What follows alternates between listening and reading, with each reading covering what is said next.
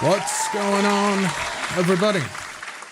Welcome into the Prophecy Misfits Podcast. This is episode 367. Woo-hoo! Embrace the chaos. And yes, it's a term that I have held on to for quite a while, especially with all the crazy things that are happening and what we've been watching for years.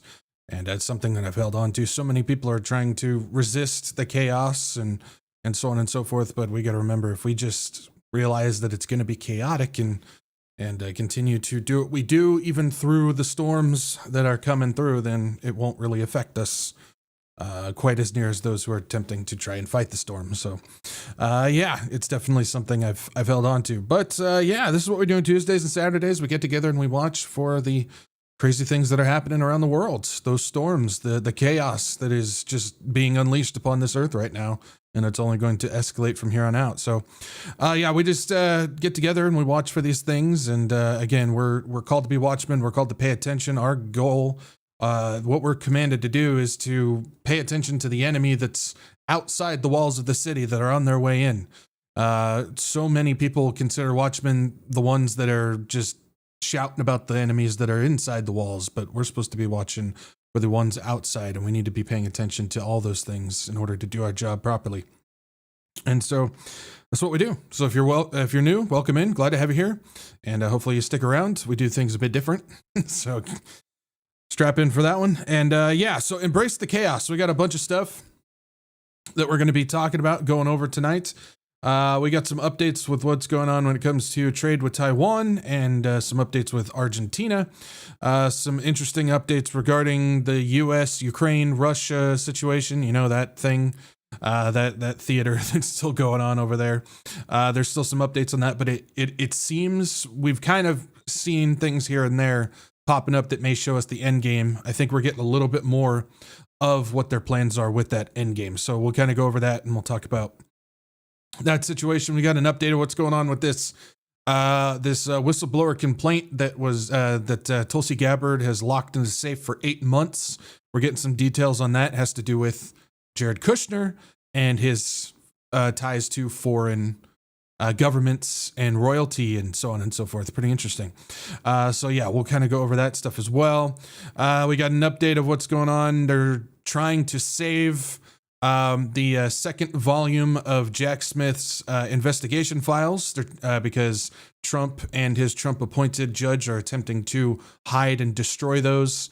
There's some groups out there that are trying to bring those to light, so we'll talk about that. We also got an update of what's going on with who initiated the Georgia 2020 ballot investigation that just took place.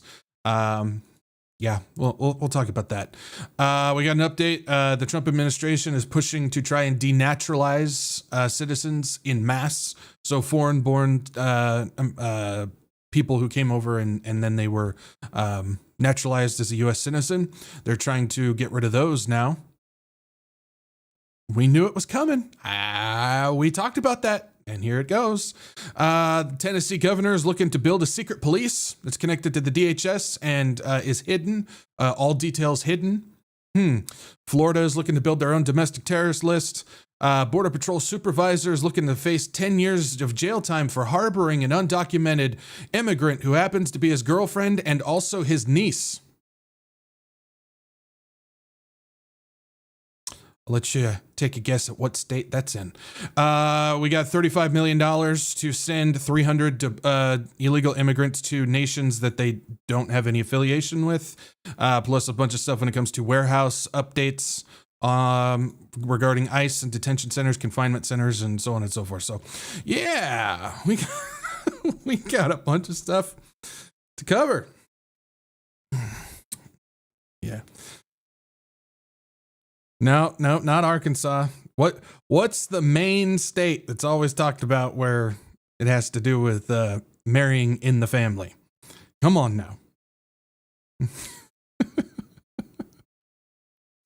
Oh man, it just never ends. Anyways, I'll see if anybody can actually get. Come on, man. There it is. Chris Believer in Jesus got it. Alabama. Yep. So good to have you guys here. And yeah, let's just go ahead and get into some housekeeping, shall we?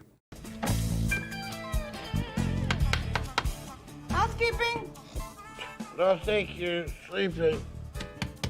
Housekeeping? Angela Pope, West Virginia.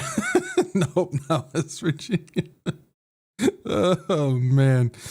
Anyways, usual spiel for housekeeping. If you guys can, like, share, subscribe, get this out to as many people as you can. It's not about views, not about butts and seats. I gotta stop looking at chat. It's not about views of butts and seats and stuff. It's about getting the gospel out to as many people as we can, and of course sharing the truth, the warnings to as many people as we can. There's a lot of people out there looking for the truth, and they're just trying to figure out what on earth is actually going on, but they don't have Jesus. So hopefully we can be that bridge, talk about some of that stuff, and introduce them to the Lord and Savior, the only one that can provide them hope, salvation, and life after the chaos that's down here. So if you guys can, do me a solid, like, share, subscribe, certainly appreciate it. Also, you guys can follow along on Rumble and Telegram. Those are my backup channels. If I get booted off YouTube, we'll be backup live streaming over on Rumble. So follow over there. Telegram, post updates, announcements, and other little things that I can't necessarily put in video format. I throw up over there as well. So if you have those, feel free to follow over there. If you don't, no worries. Just make sure you guys bookmark the WretchedWatchmen.com website. That's your one-stop shop to stay up to date on everything that's happening in the world of Wretched Watchmen stuff. You'll find the latest podcasts and live streams, the announcement page, free book to download, and all that type of jazz is over there. So, and again, I really got to stop looking at the chat. I miss Mustard. So feel free to bookmark the website so you're always up to date. If you guys like to support this channel, those links are down below. This is not starting out very well. What is going on? Hold on. Okay, weird. Something going on with something trying to mess with connections. Anyways, if you guys like to support this channel and what we got going on, I got donation links down below. CashApp, Venmo, and GiveSendGo. This channel's not monetized. I don't make anything from ads, views, or anything like that. Again, we don't sell things. We don't do paywalls. We don't hide content. We don't do memberships. We don't monetize. We don't do any of that stuff. It's all free, and it's able to do that. We're able to do all that stuff because you guys support this and everything. So thank you guys for your support and your blessings and your encouragement. I sincerely appreciate it. So thank you guys. All right. See if we can make it through this. All the talk about Alabama and cousins and Ms. Mustard. My word. All right. Oh my goodness. Y'all are nuts. Y'all are nuts. All right. So it is Saturday. And so what we do on Saturdays is we got ourselves the Wretched Weather Report.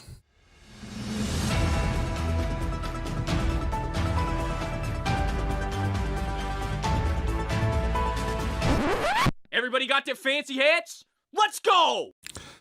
Ms. Mustard, I'm not saying it's not the truth. I'm not saying that. I'm just saying. You might need to talk to your family member there. I can't remember who it was, but your brother or something like that, uncle, I don't know. Might need to talk to them though. Pray for them. Pray for Miss Mustard's family. Pray for them. Oh my goodness. Absolutely crazy. So on Saturdays, what we do is we do the Wretched Weather Report. We just keep track of the trends of what's going on with natural events, earthquakes, volcanoes, and storms and floods and all that type of stuff, because we know these things are part of the birth pains that are going to increase in size and frequency as we get closer and into the day of the Lord. And so we just keep track of what's going on with this. I'm not a geologist. I'm not a weatherman. I'm not a proctologist. I'm not any of that stuff. So anyways, so let's just kind of take a look at what's going on. I am so just out there now because of y'all. Y'all are just messing with me. Oh my goodness. So here's what we got going on with earthquakes and volcanoes. Earthquakes and volcanoes. And earthquakes this past week, 5.5 magnitude and up. Got quite a few. As opposed to last time, we got ourselves a 5.5 in Masi, Cuba. 5.7 in Pica, Chile. 5.7 in Santo Tomas, Tamazulapam, Mexico. 6.2 in Kolovai, Tonga. 5.6 in Taga, Samoa. Then there's a 5.6 in Oaxaca, Russia. 6.2 in Punitaqui, Chile. 5.5 in Nanho, Japan. 5.5 in Kuzdar, Pakistan. 5.6 in Miangas, Indonesia. And then the big one of the week was a 6.4 in Port Olry, Vanuatu. And that just, the last one was just on Friday, just yesterday. So what we got with earthquakes. Volcanoes, we have significantly dropped, and we are staying low, which is interesting. We are at 40 active volcano eruptions around the world right now. We're down one from last week. We got 7 in North America, 5 in South America, 1 in Europe, which is down 1, 2 in Antarctica, 3 in Africa, 14 in Asia, which is down 1, and then 8 in Oceania, which is plus 1. So I think... And how long have we been doing this? What, like 3.5 years, something like that? I don't know how long we've been doing this. We've only dropped below 40 once, and we were only there for like a week or two, and then we were back up. So this is pretty interesting watching what's going on with volcanoes. So possibly build up to something big. Who knows? But yeah, definitely worth keeping track when it comes to that. So yeah, as far as other weather events and stuff out there, I know we got some. We just got hit by like a 2-minute monsoon over here. It was crazy what was going on. I know that there's some places in the south that are still dealing with ice stuff because of the storm. There's still some places. I think some places are dealing with some tornadoes right now. A couple tornadoes floating around there, and then there's still a bunch of landslides and whatnot happening over in the South America and African regions as well. So continue to be praying for those affected by those. 4.5 years. Have we been doing this 4.5 years? Heike rumba. Man. 4.5 years. That is crazy. I had no idea.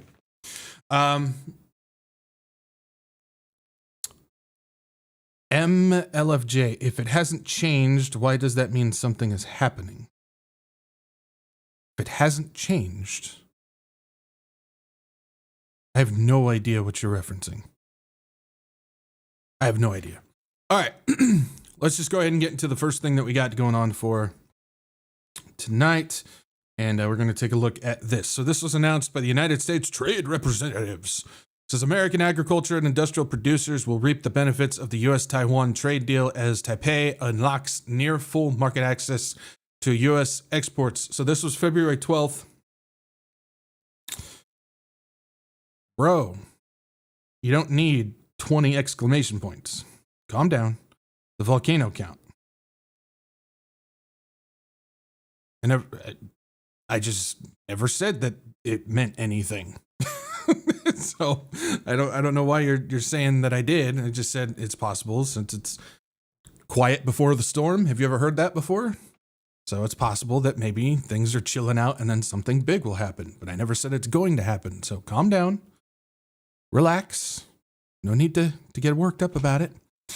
So let's take a look at what's going on with the this trade situation. So they just announced, the United States and Taiwan just announced a big EM, I apologize. No worries, man.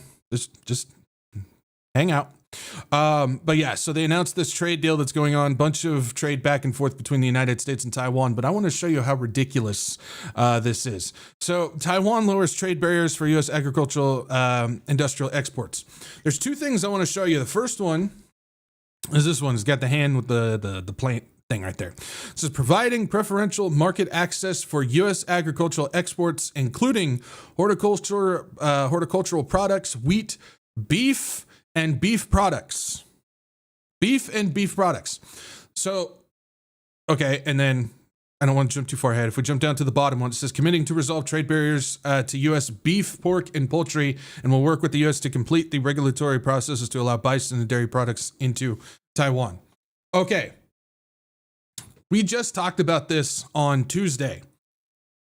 We have a cattle problem here in the United States. It's at 75-year lows, and it's only getting worse. And the decisions that are being made by Trump to import Argentina beef is only causing more problems for the cattle problems that we have here in the United States. So their idea with all of this is we're at 75-year low cattle problem. We have beef problems here. Prices of beef is going up. We're having to quadruple imports from in Argentina for beef, which is not even a drop in the bucket for what we need. And so what do? They go and open up a trade where they're going to start sending U.S. beef to Taiwan.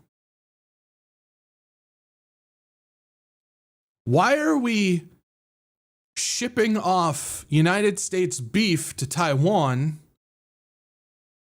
at the same time you're signing executive orders to import Argentina beef because we have a beef shortage here in the United States? Can anybody answer that question for me? That makes no sense. On top of that, if you want to think about this more in the logistical side of things, you have the situation where you are going to be sending high quality beef off to Taiwan so you can import cheap, lean, garbage beef from Argentina for the United States. So you're sending out the good beef to a different country, and then you're importing worst beef in order for the United States citizens to eat that stuff. So again, this doesn't make any sense. Shipping out the good stuff in a beef crisis in order to import bad stuff for the United States citizens here. But remember, America first. I want to know, because I'm just waiting for it. Trump is going to spin this into saying this is how we fight communism. I'm just waiting for it. And then I'm waiting for everybody else to parrot what he says. Well, this is how you defeat Marxism, is we have to send out the good beef to Taiwan and import the garbage beef from that. That's America first. That's taking care of everything. It doesn't make any sense. It doesn't make any sense. Speaking of Argentina, protesters clashed with police during rally against Malay's labor reforms. I don't know if you guys have been paying attention to what's going on in Argentina, but you should be, because much of what is going on in Argentina is soon coming to the Western world. And I don't just mean the United States. I mean, there's the conservative UK group with like Nigel Farage, which we know he's connected to Russia, and a couple other people that are also saying that they want to install the same model that Javier Milei is doing in Argentina. And we also know they want to do it here in the United States. And so we have this, and it says stones flew and tear gas clouded the plaza outside Argentina's Congress as workers clashed with police over President Javier Milei's labor reforms. Chants turned to chaos when protesters hurled bottles and firebombs, met by rubber bullets and water cannons, and a raw street standoff captured live. So Argentina has been in a serious state of decline ever since Javier Milei went in there. He went in there and just wrecked house in the government, which is similar to what Trump and Musk did when they took over. Just started firing people, destroying departments, and so on and so forth. The money is worth absolutely nothing now. They've had to take $40 billion in bailouts from the United States and the IMF, and they're still not, it's still just continuing to decline. And now they're basically switching over to slavery labor style rules. It says stone smokes and chants filled the air outside Argentina's Congress as protests over President Javier Milei's labor reforms briefly tipped into violence this week. What began as a mass rally called by trade unions and social movements quickly turned tense when a group of demonstrators broke through metal barricades and moved closer to riot police lines. The confrontation that followed turned the plaza into a charged battleground. The atmosphere shifts in the footage. In the moment, projectiles arc through the sky. Stones, bottles, and incendiary devices like Molotov cocktails went towards police lines. Officers responded with tear gas, rubber bullets, and water cannons. Clouds of white smoke rolling back across the square as protesters scrambled for cover to regroup behind makeshift shields. Got sirens and laser pointers and just major crowd control all happening as the country rises up against Javier Milei's government.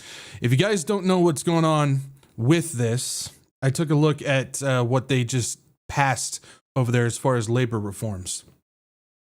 Some of the stuff that they're doing is they have made it now where companies and businesses and any employers within Argentina no longer have to pay workers with money. They can now pay them with food and lodging. You know where this is going. If your payment is food and lodging to work, you know where this is going. They have extended workdays from 8-hour workdays to 12-hour workdays. They have reduced the amount of sick days you receive, as well as the pay that you receive on sick days. They have lowered the amount of vacation days that can be offered by employers. What is some of the other stuff that they've done? They've reduced the amount of severance pay that is required for people to leave a company after they've been there for a certain period of time. And there's a whole bunch of other things that they've done over there. So, this is very interesting because they are starting to turn it into a just work every single day of your life to the bone. And basically you'll be fine if we just pay you in food and lodging over there. What this is doing is it's building instability in the country that's already unstable as it is.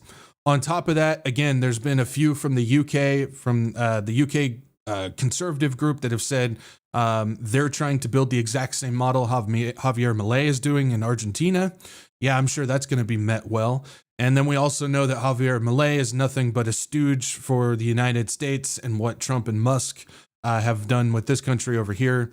Of course, we're at a much larger position than Argentina, so it's not moving as drastically as fast as what's going on in Argentina.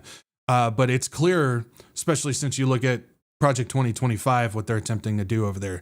This is full on reshaping everything. I mean, they're just trying to build it to the situation where you're going to work 12-hour days. You're not going to get paid for sick days. You're not going to get any time off for those days. And basically, we're going to pay you with food and lodging. And that's going to be your life now. And so that's what's causing this massive riot situation over in Argentina. Not only that, but the money's worthless and so on. And poverty is at an all-time high. And it's bad over there. It's really bad over there. But yet, they're being hailed as some type of special transformative group over there. Anyways. So, keep an eye on Argentina. Yeah, keep an eye on what's going on over there. Moving over to Europe and Ukraine and this situation. This just came out, said Rubio skips Ukraine meeting with European leaders in Munich. It says U.S. Secretary of State cancels attendance at last minute in a move that the EU calls insane. U.S. Secretary of State Marco Rubio has skipped a meeting with European leaders on the war in Ukraine in a move seen by European capitals as signaling Washington's waning interest in involving them in its efforts to solve the conflict. Rubio was set to attend the meeting with leaders from countries including Germany, Poland, Finland, and the European Commission in Munich on Friday afternoon. And the secretary won't be attending the Berlin format meeting in Ukraine, given the number of meetings he is happening at the same time, a U.S. official said. It says it came as the Trump administration increasingly distanced itself from European allies and is seeking to push Ukraine towards a settlement with Russia to end the almost 4-year-long war. We have really been discussing the details and the connections between Trump and Putin regarding various deals when it comes to swapping lands.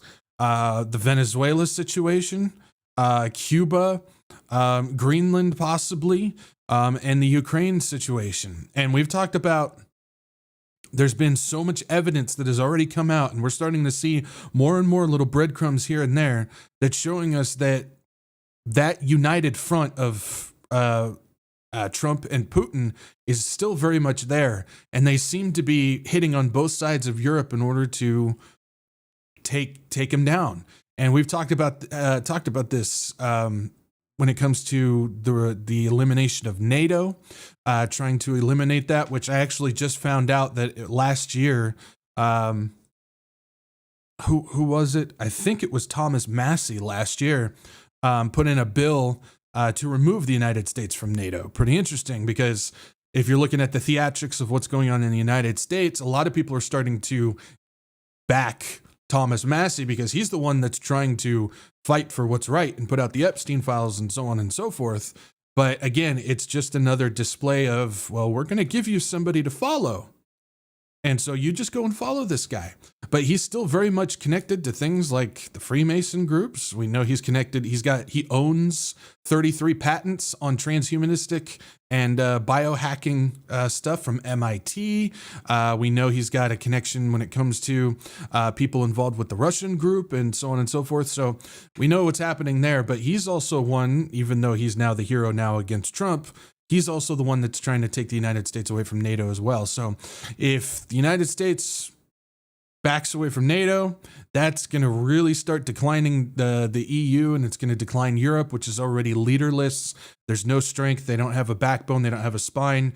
I just saw reports regarding the exercise that they did, military exercise. It was NATO soldiers against Ukrainian soldiers, and it was like 3-1. NATO soldiers to Ukrainian soldiers in this exercise that they were doing, and Ukraine wiped the floor with them, which is pretty fascinating to watch because that just goes to show how weak NATO actually is.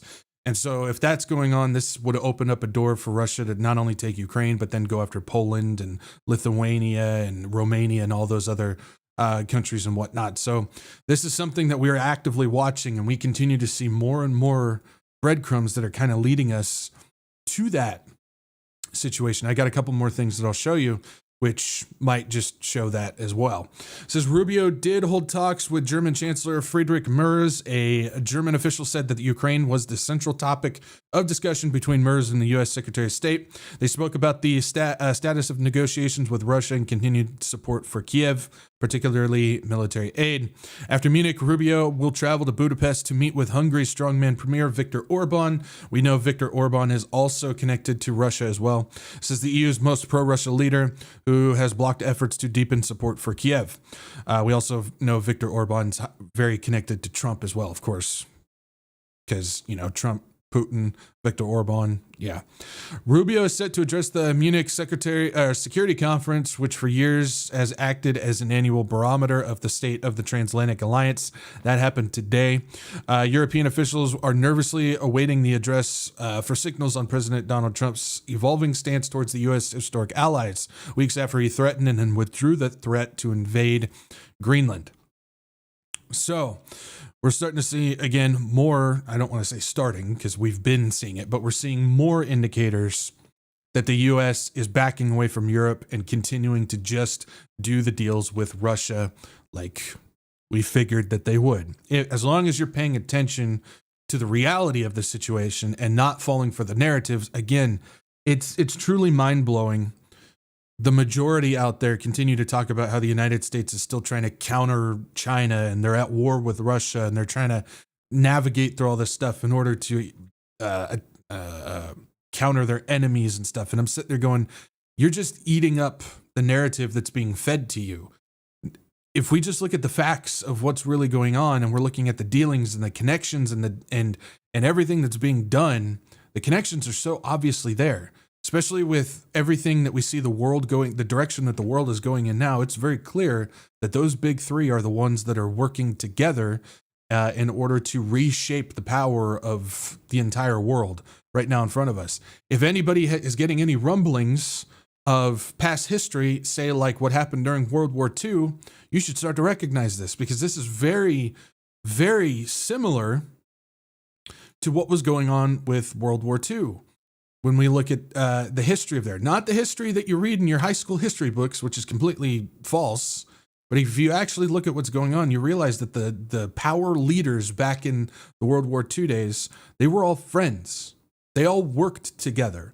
And so it was a situation where it went haywire because Hitler went off the rails and saw an opportunity to grab power and take over the entire world, which he almost did. That was very close, which I believe it was the hand of God that stopped that one. But you'll realize that the stuff that was going on during World War II was all about trying to establish the New World Order back then. They had new map redesign. There was new national lines for different countries. Everything was going to be fed up into hemispheres back then. Districts were formed. Leaders for those districts were already picked. The bankers were funding the appropriate leaders back then in order to make it done. There was handshake deals being made at tables behind the scenes, and all this stuff was happening. Same thing that happened during World War I. It was just on a much larger scale for World War II. And obviously it didn't go to plan, so they had to shift and try and get everything done for this one. And so when you see the power shift that's happening right now, not the narratives, but you actually see what's going on. History is absolutely repeating itself right now. It's just different players involved with this one. And so that's why we don't get caught up in the narratives, because we are going to be lost. Again, the same people that are pushing those narratives about what's going on with United States is at war with China and Russia and they don't like each other and so on and so forth are the very same people that believe the history of World War II in their history books. I'm not sure I would want to get my information from the people that claim, and they say it all the time, if you don't know history, you're doomed to repeat it, when they are the very same ones. They're literally following along with the history that they are repeating right now. Very interesting. So we have this that also came out. It says U.S. expects presidential elections in Ukraine by May 15th. They're putting a time frame on this, and it's not, and it doesn't have anything to do with Europe at this point anymore. All the instructions are being passed down to Ukraine from United States and Russia, the two guys that are working together. Ukraine has begun planning presidential elections alongside a referendum on a peace deal with Russia after the Trump administration pressed Kiev to hold both votes by May 15th or risk losing proposed U.S. security guarantees. So if this is a real line in the sand, we may have a time frame where we might start seeing some stuff shift, and their goal is to get this all done by June, summer. Interesting. Very interesting. It says the move, according to the Ukrainian and Western officials and other familiar with the matter, comes amid tense pressure on Kiev by the White House to wrap up peace negotiations between Ukraine and Russia in the spring. They say that they want to do everything by June so that the war ends, Ukraine president told reporters. Holding an election would mark a dramatic political pivot for the president, who has repeatedly argued that such votes are impossible while the country remains under martial law. Millions of Ukrainians are displaced at about 20% of the country is under Russian occupation. Perfect environment to rig everything and transition it exactly how they see fit. Perfect opportunity. According to the Ukrainian and European officials involved in the planning, as well as other briefed on the matter, Zelensky intends to announce the plan for presidential elections and a referendum on February 24th. So, 10 days. 10 days. We'll see if that first step gets taken, which is announcement for these votes that they said would happen February 24th. So, let's wait and see if that announcement does happen. Now, we've got that. So we've got United States stepping away from Europe even more. We've got the United States basically saying, you guys need to have this stuff taken care of by this specific date. And then we have this out of left field, just coming out of nowhere. Russia memo sees return to U.S. dollar system and pitch made for Trump. This isn't Trump offering a deal to Putin. This is the other way around. In an internal memo coming from Russia, the Russians are making attempting to pitch a deal to Trump in order to return the U.S. dollar system. Very interesting. Until now, finding alternatives to the dollar rather than restoring links to the U.S.-led system has been a key goal for Russia. It says the Kremlin has set out proposals that could see Russia embrace the dollar again as part of a wide-ranging economic partnership with the Trump administration, according to an internal Russian document. The high-level memo, which was drafted this year, details seven points where, in the Kremlin's view, Russian and United States economic interests could converge following a deal to end the war in Ukraine. Are we looking at something where there's going to be a gigantic money transfer and then Russia gets Ukraine? It's possible. I'm not saying that's what's happening. I'm not even saying this thing will happen. But at this point, there's some indicators that says that this might indeed actually happen. It says it sees the two countries working together to champion fossil fuels over greener alternatives, as well as joint investments in natural gas, offshore oil, and critical raw materials, plus windfalls for U.S. companies. Keep in mind, there's a ton of mega billionaires that are friends with the Trump administration who have investments in Ukraine, natural gas, and raw materials.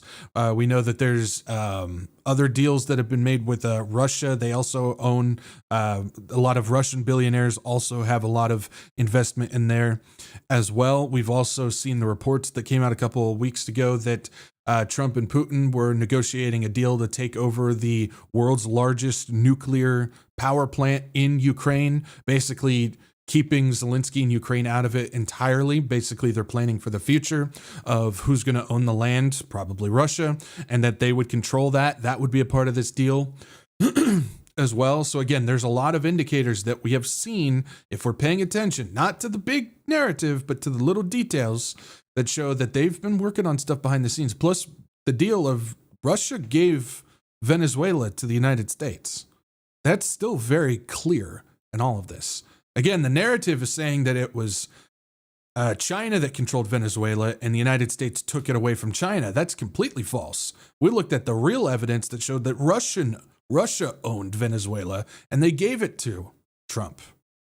So could that be something that's going to happen with Ukraine? It's very possible.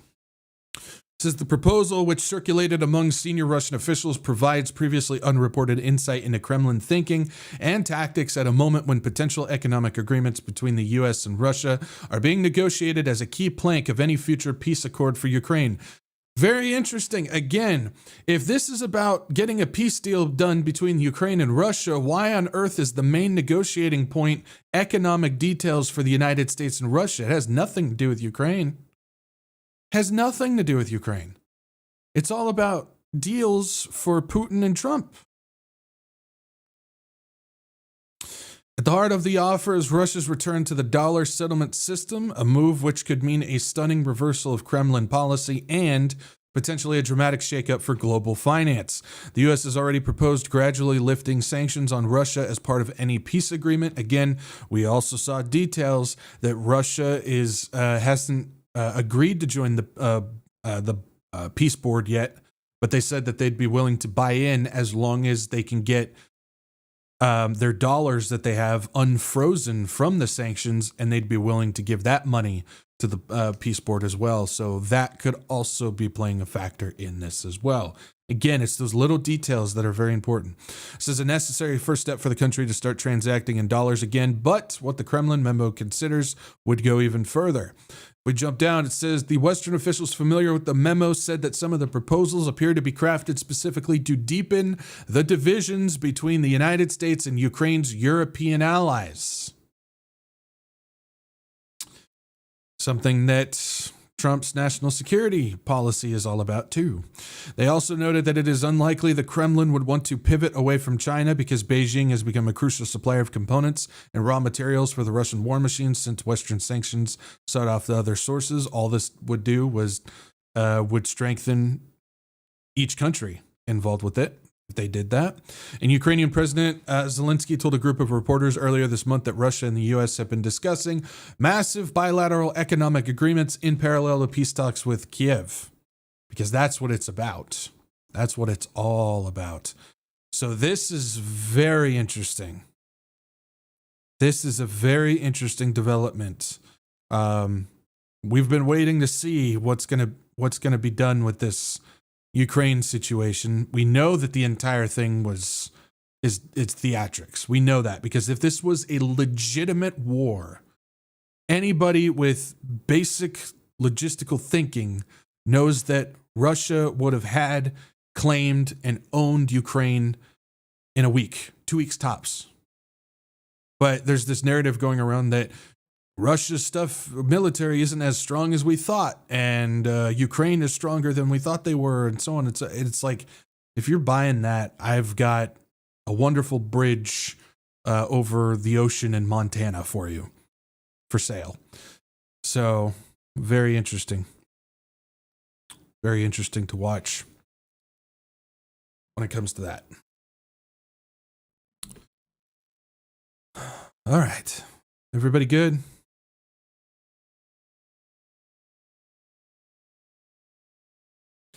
Chickadee. It will be some kind of digital dollar soon. Wonder if Russia knows that yet.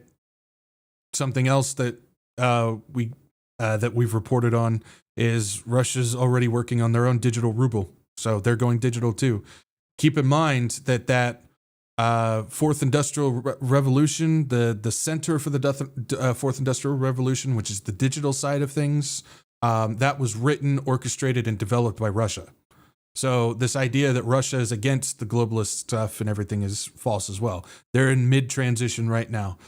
They've already put stuff forward where it's supposed to be this year. Companies are going to be rolling out the digital ruble. So it's all already going. Yeah. They're all working in cahoots. They're all working towards the same thing. All right, let's take a look at this. Let's take a look at what's going on here. So, Gabbard whistleblower complaint based on intercepted conversation about Jared Kushner. Substance of the conversation, which is covered in part issues related to Iran, isn't known. So we talked about this. Was this Tuesday or last Saturday? I can't remember. We just talked about it though. That Tulsi Gabbard received. Okay, so let's make this as easy as possible to follow.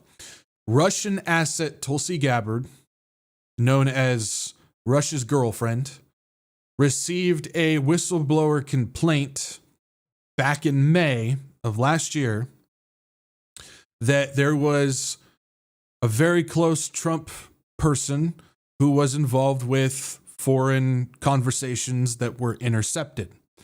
Tulsi Gabbard took that to Russian asset Susie Wiles, who said, hide it.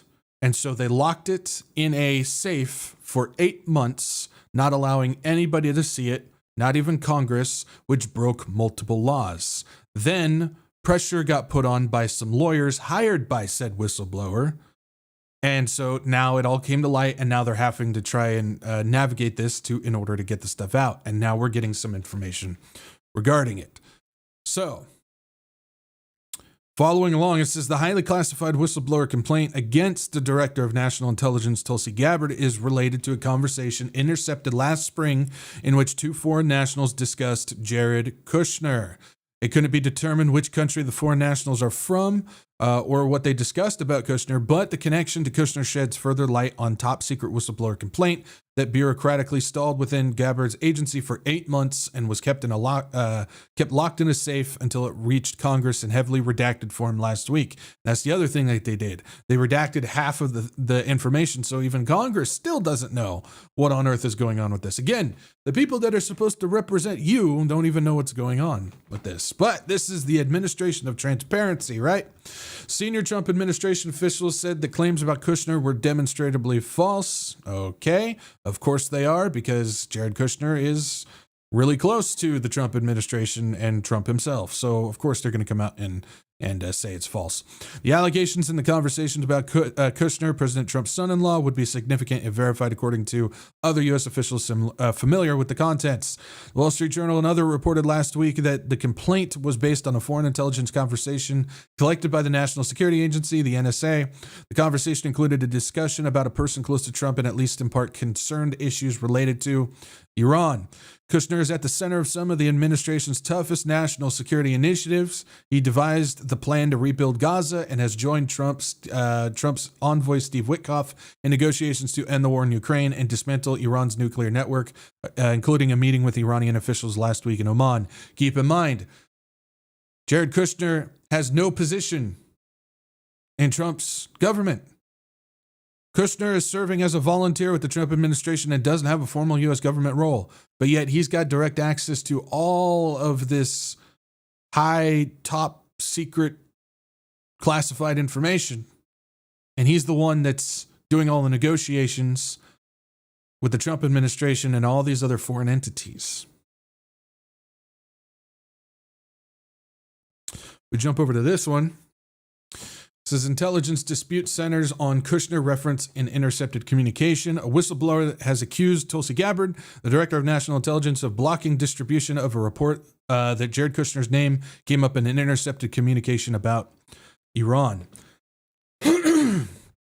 It says it was a discussion last year between two foreign nationals about Iran, not an unusual topic for American spies to study, but an intercept of that communication collected by a foreign spy service and given to the United States has now become a flashpoint within the intelligence community and between the administration and Congress. The reason is a single name that comes up in the discussion: Jared Kushner, President Trump's son-in-law. Excuse me.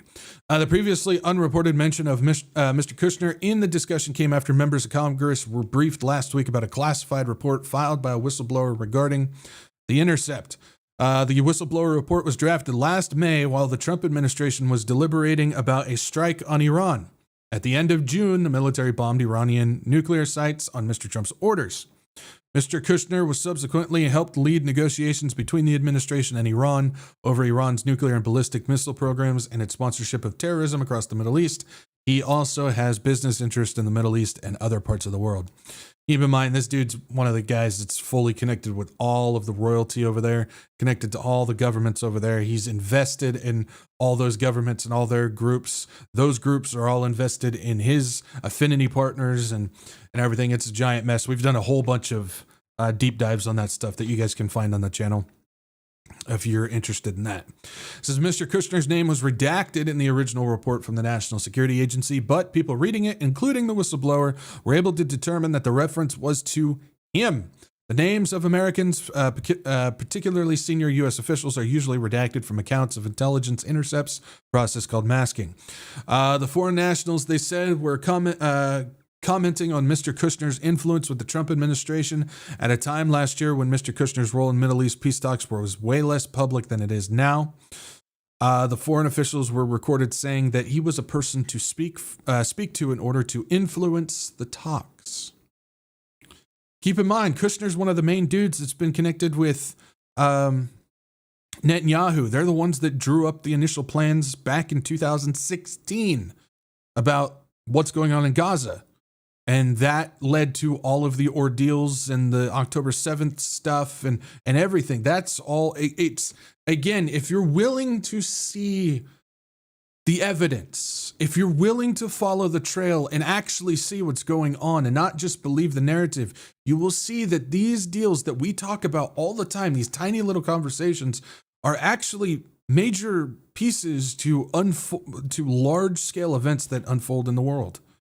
And so this conversation about this thing with Kushner with Iran back at the time, right before the escalation of the United States bombing Iran and Iran launching missiles over at Israel, clearly, we don't know all the details about it, but clearly Kushner was involved with that in some way, shape, or form. And so that's why it's important that we pay attention to these little things. That's why it's important that we don't let preconceived narrative bias continue to X out all of this information.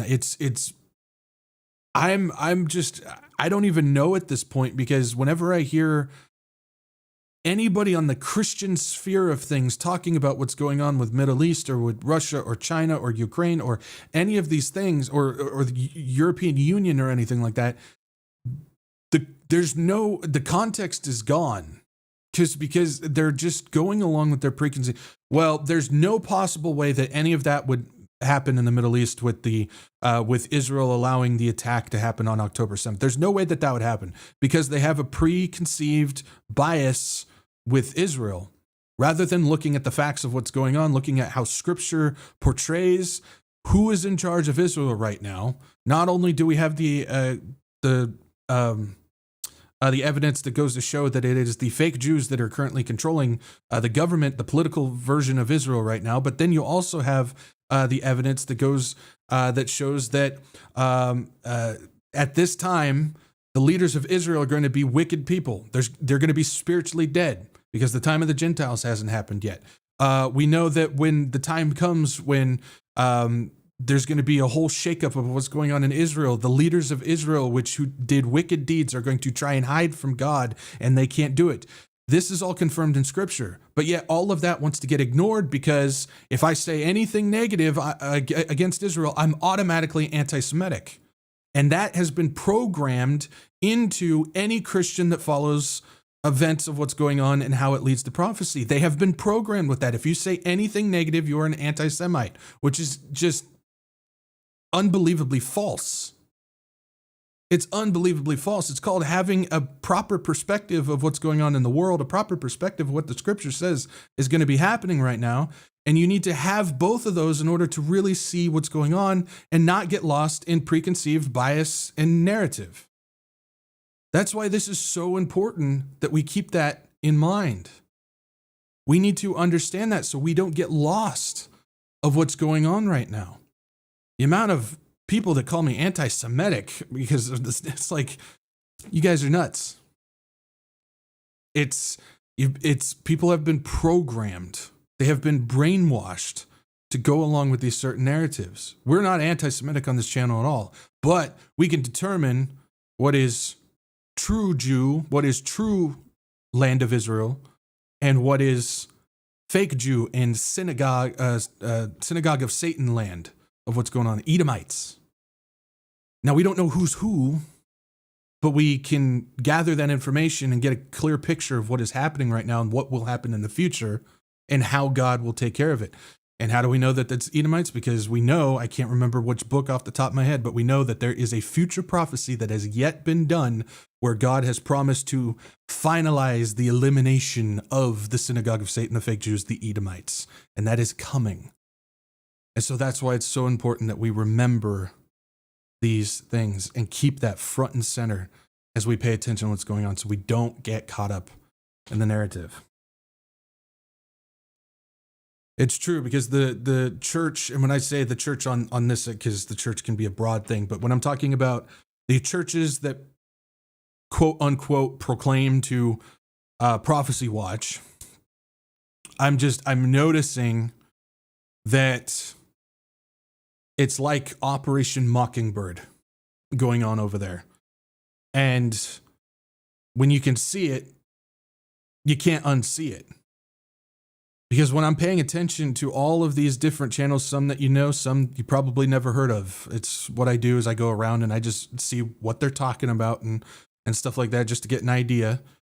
And they are force feeding their people the same topics. It's nothing but Tucker Carlson, Candace Owens, Muslim. That's all they talk about, and that's all they've been talking about week after week after week after week after week. And so that's the only thing that quote-unquote watchers, Prophecy Watchmen, know about. And I would say that it's half of it is pointless.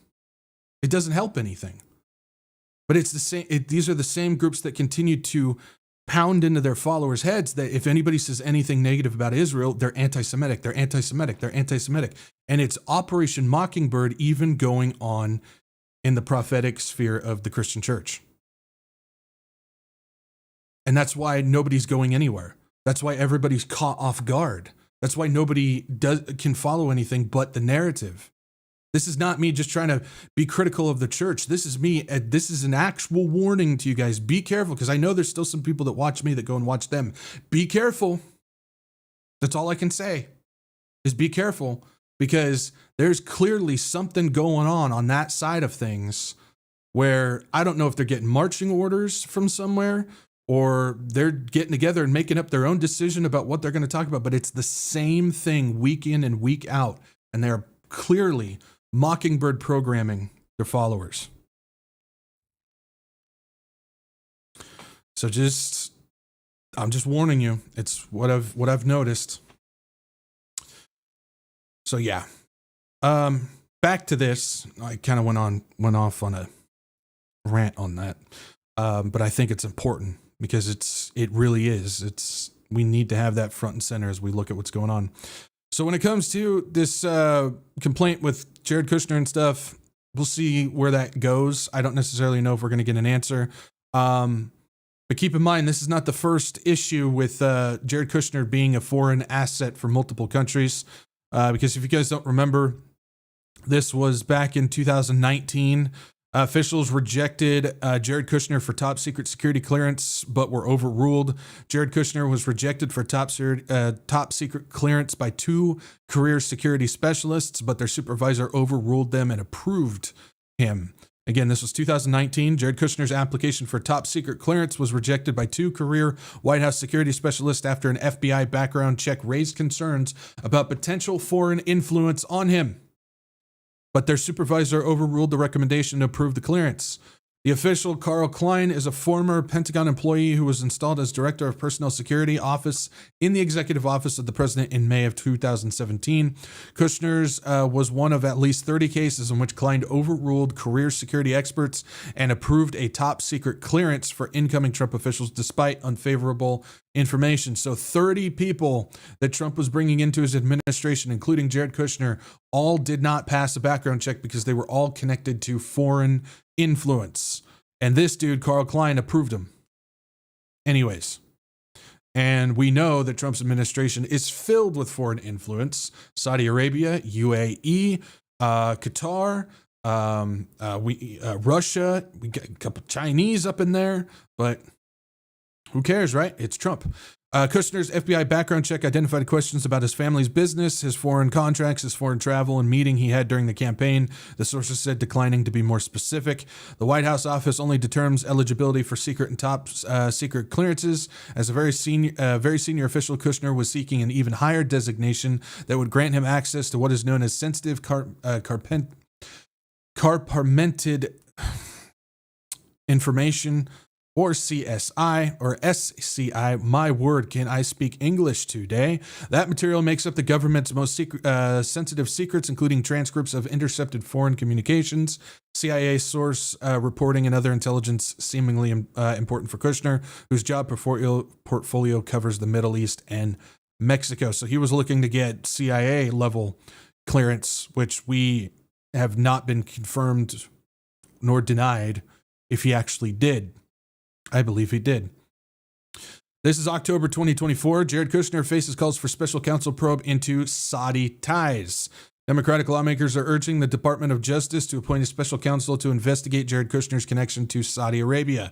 In a letter to Attorney General Merrick Garland, Oregon Senator Ron Wyden, and Maryland Representative Jamie Raskin accused Trump's son-in-law and former senior White House advisor of acting as an unregistered foreign agent by lobbying on behalf of the Saudi kingdom. Anybody going to deny that? I'm not. Kushner, who is married to Trump's eldest daughter, Ivanka, had faced long criticism from Democratic figures regarding a $2 billion investment secured by his private equity fund, Affinity Partners. This funding from a Saudi Arabian fund led by Crown Prince Mohammed bin Salman was received 6 months after Kushner left his White House position in January of 2021. They added that Kushner has lobbied on behalf of the prince after the Saudi Public Investment Fund, Saudi PIF, paid $87 million to Affinity Partners since June 2021. It says, while on the Saudi government's payroll, Mr. Kushner is simultaneously serving as a political consultant to former President Trump and acting as a shadow diplomat and political advisor to Saudi Crown Prince Mohammed bin Salman and other foreign principals. Despite being engaged in plainly political activities, Mr. Kushner has not made FARA disclosures, foreign affiliate registered group disclosures to DOJ related to the millions of dollars he has paid annually over entities owned and controlled by the governments of Saudi Arabia, the United Arab Emirates, and Qatar. And look at all the deals that the Trump administration has been making with those people ever since his second term. On top of that, this is May 27, 2027. Trump's son-in-law sought secret line to Moscow. U.S. President Donald Trump's son-in-law and senior advisor Jared Kushner sought a secret bug-proof line with Russia. And Trump's son-in-law, Jared Kushner, made a pre-inauguration proposal to the Russian ambassador to set up a secret bug-proof communication line with the Kremlin. Kushner, then now a close advisor to Trump, went so far as to suggest using Russian diplomatic facilities in the United States to protect such a channel from being monitored. Quoting U.S. officials briefed on intelligence reports, the Washington Post said that the secret comms proposal was made December 1st or 2nd at Trump Tower in New York, according to the intercepts of Russian communications that were reviewed by the U.S. officials. Keep in mind, that's the same meeting that was going on that appears in the Mueller report, which Trump is currently trying to hide right now because it's got Trump and Russian ties all over it. But remember, that's just a hoax. That's what we've been told, that Trump's connections to Russia is nothing but a hoax. Again, this is the same man who claims that the Epstein files is nothing but a hoax as well. Not only that, Michael Flynn, who had become Trump's national security advisor before being fired 24 days into the job for not telling the truth about meetings he held with the Russian ambassador, was also at said meeting. The Russian ambassador, Sergei Kislyak, was surprised by Kushner's idea of the secret channel and passed it to the Kremlin, the Post said, but did not specify what came of the alleged pitch, if anything.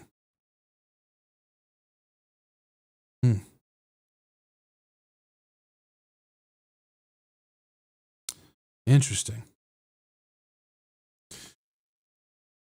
So again, we went over that stuff, that history of Jared Kushner there. There's a lot more of it. I just picked 3 of them. Yeah, I just happened to just pick those 3. To tell you that there's probably some weight to that whistleblower complaint involving intercepted communication between 2 foreign groups about Kushner. There's weight to it. Because Kushner is heavily involved with all these groups, heavily involved with the Middle East, all those groups over there, including Israel, heavily involved with Russia. He's involved with all these people. Got connections in Mexico too, but I don't know how deep those go.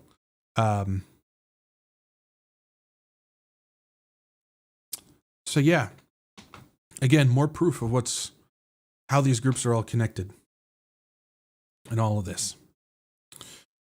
All right. How are we doing on time? We're pretty good. Let's talk about this, shall we? This is February 9th. American Oversight Appeals Judge Cannon order that would clear the way for permanent destruction of Jack Smith reports. We also filed an expedited motion to prevent Cannon from granting Trump co-conspirators requests to keep public in the dark. So this is something I'm keeping an eye on. I don't know how legit this Jack Smith report is. I haven't seen it. I've seen the first one. I don't know if Jack Smith's all wrapped up in this. Again, he could be somebody who's just doing his job. There are people, we know the theatrics of what's going on. We know the orchestration. We know there's a script, but there are a ton of people that are just doing their jobs. And so I don't know if Jack Smith is a part of it. I don't know if he's just somebody who did his job. And so that's why I'm keeping an eye on this, because I don't necessarily know. That's why I said, if all of a sudden he just disappears, that's probably your sign that he was just doing his job and he got Clintoned in some type of way. But again, this could be all theatrics. Either way, I think it's good to just keep an eye on it and see what's going on. So it says Monday, American Oversight filed appeal with the Court of Appeals. If you don't know about this situation, I got some stuff I'll show you in just a second to clear this up so you know what's going on. Monday, American Oversight filed an appeal with the Court of Appeals for the 11th Circuit seeking to overturn U.S. District Judge Aileen Cannon's order preventing us from participating in the criminal proceedings to seek the release of Volume 2 of Special Counsel Jack Smith's final report on the investigation into President Trump's handling of classified documents. This picture right here, do you guys remember? This was a bathroom in Mar-a-Lago with boxes. He had some in the garage too. Boxes of classified documents, state secrets and everything like that. And he denied that he had them and everything like that. That's what this is about. And Volume 2 is apparently the one that has all of the information regarding what these things were, why Trump had them, why he took it after because this was all after he left the White House. He took all this stuff with him and just stacked it up in his bathroom, in his house and whatnot. The reason why I want to watch closely is because it appears that Trump is doing everything he possibly can in order to keep that volume 2 of Jack Smith's report from coming out regarding this. Just like he's doing everything he possibly can to keep Mueller's report from coming out, because that's all the Russian stuff. So again, we don't know if it's theatrics. We don't know if it's real. I'm not going to sell it one way or the other. We just have to wait and see. But I still think it's worth watching. I do. Because it may lead to something in the future.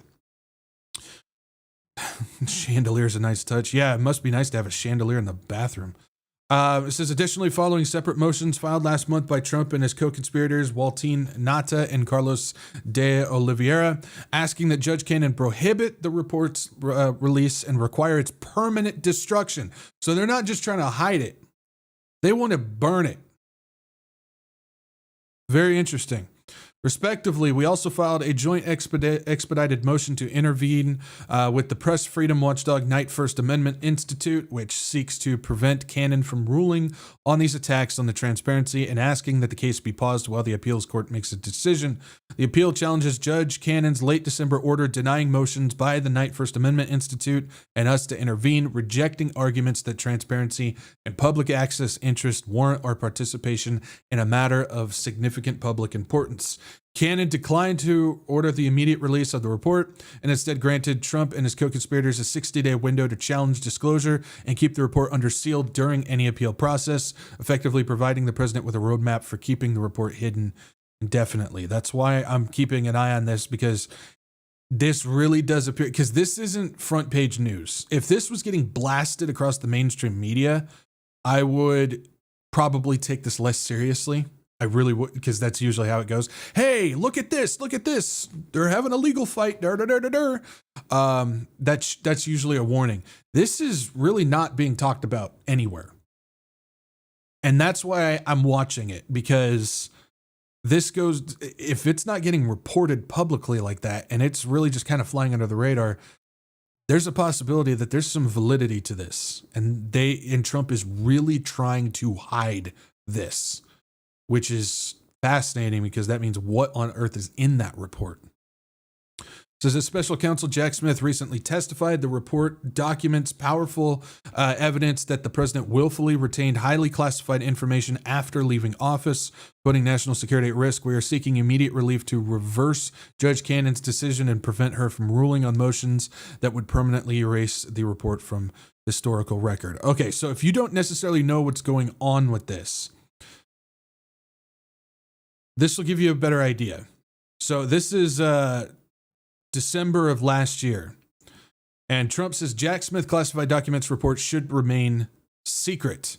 It says Trump argued Tuesday, again, this was December of last year, that former special counsel Jack Smith's final report chronicling the criminal case against him for hoarding classified documents at Mar-a-Lago should be made public. Should never be made public. Trump urged U.S. District Attorney Aileen Cannon in a new court filing to extend. This district judge who's helping Trump try and cover this up and get rid of the documents and everything like that is Trump appointed. So Trump urged U.S. District Judge Aileen Cannon, appointed by Trump, in a new court filing to extend her 11th-month-old order blocking the Justice Department from releasing the full report, which Smith submitted shortly before Trump's second inauguration. Trump's request is a break from the Justice Department's handling of all special counsel reports in recent decades. Typically, those reports are provided to Congress and made public even when they have included damaging findings about the incumbent administration. Trump's effort could complicate efforts by congressional Republicans to grill Smith about the substance of the investigation. Cannon's orders bars the Justice Department from disseminating the results of the investigation to outsiders, including Congress. While Smith's final classified document report remains under seal, he may not have the authority to discuss its findings with lawmakers. Trump's move in his first direct request of Cannon, a judge he appointed at the end of his first term, since taking office. And the filing came from his personal lawyer rather than the Justice Department officials, who weighed in separately on Monday. Cannon derailed Smith's classified documents case against Trump in July of 2024, ruling that his appointment as special counsel was unconstitutional. The Justice Department appealed her ruling, but dropped the appeal after Trump won the 2024 election. So again, this is where we start to see Trump's personal DOJ doing everything that they can to protect Trump and to eliminate these files. So as soon as Trump went in, he got his Justice Department, and they immediately dropped the appeal after the 2024 election. Prosecutors also dropped a bid to receive to revive the charges against Trump's two co-defendants in the matter, including Walt Nauta, his personal aide at the time. So the other two people that were involved with this immediately had those charges dropped as soon as Trump's DOJ went in as well. Trump's request comes as Cannon is nearing a deadline to decide how to handle demands by the First Amendment groups to lift her block. We just talked about an update on that one. On Smith's report, his Justice Department argued in a filing on Monday that her original block should remain in effect. Notably, the Justice Department suggested that if Cannon intended to lift her order, he should order the DOJ officials to give Trump defendant a 60-day heads up, which they are currently in right now. We just read that, to facilitate potential legal challenges to the release of the report.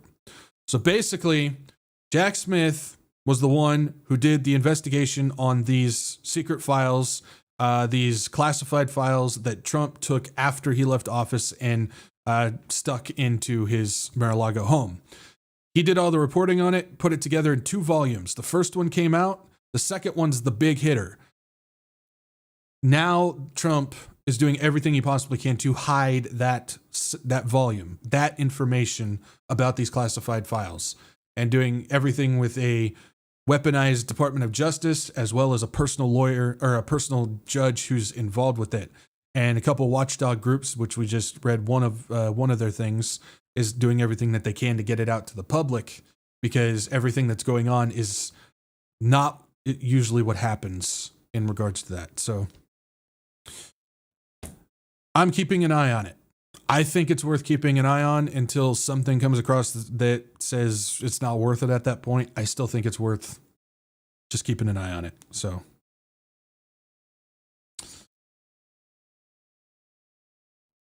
Doc, yes, why in the bathroom, idiots? Yeah. Didn't they discover something in was it Biden's bathroom or something, or not bathroom, garage? Didn't Biden have something in his garage or something too, like that they were looking? I can't remember. It's, yeah. I don't know. Where do you keep all that stuff? Anyways. All right. Everybody knows the bathroom is the library. You're right, darling. You're right. Now, Kev P, no, not the son smoking. No, there was documents that Biden had in his garage. There was something in his garage. I just don't remember what documents those were. But yeah, no, the smoking thing, that's a different thing. Anyways. All right. Update on what's going on. Probably don't want to know. Yeah. Update on what's going on with the whole FBI raid that happened in Fulton County. Georgia ballot inquiry originated with the election denier in Trump White House. A newly unsealed affidavit showed that a criminal investigation into the 2020 election in Fulton County, Georgia, relied heavily on claims about ballots that were widely debunked. And so we were kind of paying attention to this because what gave this oddity was it was about the same time that Trump said he wanted to nationalize elections, take states' rights away, at least 15 states' rights away, which you can't do because the Constitution specifically says the states are the ones that run the elections. He wants to nationalize, take the rights away. He wants to get involved with that. And then he sent people to go raid the Fulton County ballot situation for 2020 because he's trying to prove that. Then he sent Tulsi Gabbard there with him under direct order by Trump. And Tulsi Gabbard actually called Trump directly to speak with some of the FBI people. All of this is just stuff that you don't do, which means that they're trying to pin it on something foreign intelligence. There was some type of foreign country that got involved with it. And so we went through all those details. If you don't know about it, you can go back and watch them in a previous episode.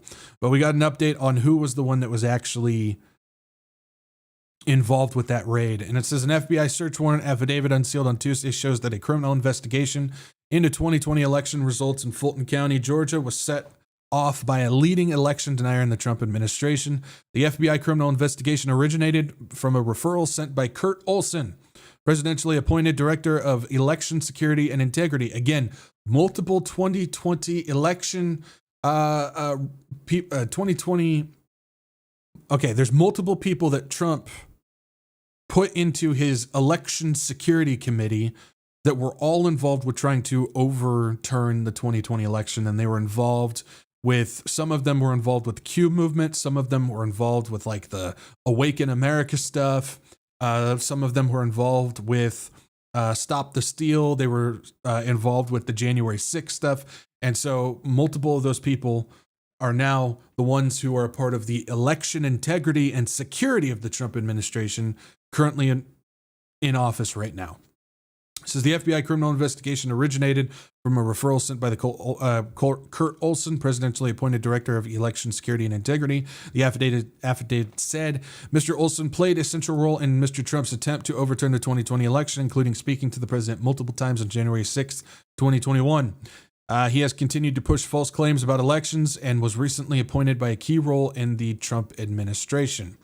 So if we jump over to this one, Trump Stop the Steal lawyer probing 2020 election fraud has access to sensitive U.S. intel. Top U.S. intelligence agencies are cooperating with Kurt Olson, who worked with Trump to undermine the results of the 2020 election. Trump has directed top U.S. spy agencies to share sensitive intelligence about the 2020 elections with former campaign lawyer. Trump's personal campaign lawyer. He's the one that's involved with this. He's the one that ordered the 2020 ballot raid that just happened a couple weeks ago. And now he has access to CIA level information. Keep in mind, this is all about the same time that Trump says he wants to nationalize the elections. The intelligence the top U.S. spy agencies are furnishing to Kurt Olson, now a temporary government employee in the White House, is meant to support a probe he is leading into whether Joe Biden's 2020 election win was a result of fraud or electoral irregularities. There we go. And of course, we know, I always have to put the stipulation in there because I always got some person pointing a finger at me that clearly doesn't listen to me. We know that there's no elections, there's elections. We know 2020 was purposely done to look like it was fraud, which it's rigged anyways, but it was it was specifically built to look that way so we could have this type of stuff happening. We've gone over all that. We're not going to go over it right now. It's a waste of time, waste of breath, but we know it's all fake. So if you're one of those people that's still going to point the finger at me, why are you talking about elections? We know there's elections. Well, listen to what I say and don't just tune out. It's unclear whether there are any limits to the type of sensitive materials Olson has access to. Two of the people familiar with Olson's work specified that he has at least reviewed some sensitive compartmented intelligence programs. I don't know why I can't say that word, which are among the most highly classified materials stored by U.S. spy agencies. One of the people said he leans on Trump when he needs something, including access to highly classified intelligence reporting from different spy agencies. Every time he hits a roadblock, he just calls Trump. And that's said the first person familiar with Olson's work. The decision to provide some of the government's most sensitive spy material on Olson is unusual, given that he has no known experience working with the U.S. spy community and only joined the Trump administration as a short-term special government employee in October of 2025. This guy has no background in intelligence, said the second person, a close Trump ally. Olson will find some super classified report, say it's evidence of fraud, but really it's just completely out of context. That's coming from somebody who is a Trump ally who's saying that about Olson.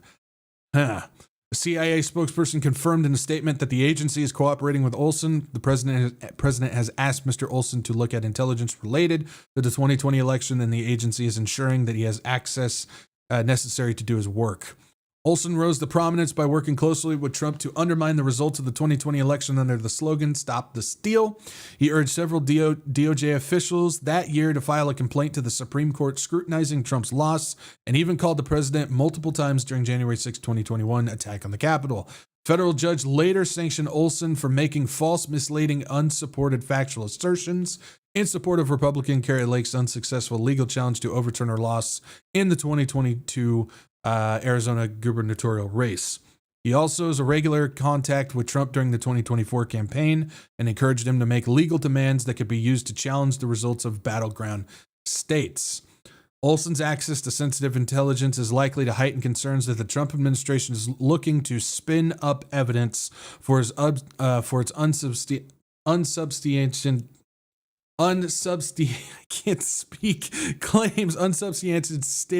claims that the 2020 election was rigged and justified exerting greater federal control over U.S. elections ahead of the midterms. That's why we're paying attention to this, because there's a whole lot of stuff right now that is pointing to the concept that they are going to do something to alter the election system in the United States. And again, we know it's a selection. We understand that. We know that it's an illusion of choice. You really don't have a voice in this. However, we know that they still have to go through the procedure of dismantling the system that's already there, even if it's just a facade, in order to revert it to what they want to do for the future. So they have to go through this. And so how you do it is you build up certain pillars for this new system, and then they can go piece by piece through it in order to make it done. So you orchestrate something where the 2020 election is so obviously fabricated for anybody who's paying attention, and then you build up the support of 2020 election fraud, and then you get to the point where Biden's in office and he starts doing all the chaos that he did. And then during that chaos, you have lawfare that's building up nothing but support for Trump and MAGA and everything like that. And then you put Trump back in office, where he's going full authoritarianism on this situation. And then he can use all of that stuff that was clearly orchestrated to weaponize a system that can tear down the current voting system that we have, which is still a sham, but still tear it down in order to put in a new system, if that's what they're going to do. It sure seems like, because we're seeing a lot of stuff where they're operating like midterms aren't going to matter. They're operating where they don't care about the support that they're getting anymore. They're just doing what they're doing. And the fact that they're out there publicly saying they want to nationalize this, they're doing FBI raids for 2020 ballots, they're saying that there's foreign interference. It sure seems like they're stacking up a deck of cards in order to change the entire system that we have. That's why we pay attention to that stuff. So again, if you're one of those people that believes that it is selection, not election, that's cool. You understand what's really going on, but that doesn't mean just blow off everything else, because they have to go through the proper order of operations to get this done. Hopefully that makes sense. All right. Let's move on, shall we? So let's take a look at what's going on here, because this is part of the move towards this. I don't even know what to call it. We need to come up with that. What do you call what's going on? We know it's the immigration stuff. We know that they're trying to ship out everybody, but now it's expanding to literally removing naturalized citizenship to people. So what do you call this whole movement of what's going on with denaturalization and deportation and warehouses and confinement camps? And it's up to you guys. Come up with a name of what you want to call it, because I don't know what to actually call this entire thing that's going on. But Trump administration working to expand effort to strip citizenship from foreign-born Americans. U.S. Citizenship and Immigration Services officials focused on denaturalization were sent to offices nationwide, sources say. The Trump administration is dramatically expanding an effort to revoke U.S. citizenship for foreign-born Americans as it plans to, or works to curb immigration. Do we have anybody? I think there's somebody, I don't know if she's here, but I think there's somebody that is actually a naturalized citizen. I don't think she's here. I don't want to say her name just in case. she doesn't want anybody to know, but I think you know who you are, but I don't think you're watching. Anybody else? If you care to share, do we have any naturalized citizens where you were born somewhere else and then you came here and then you got naturalized as an American? I'm just curious. Let me know. I'm curious. But if you are, they're looking to strip it. Interesting.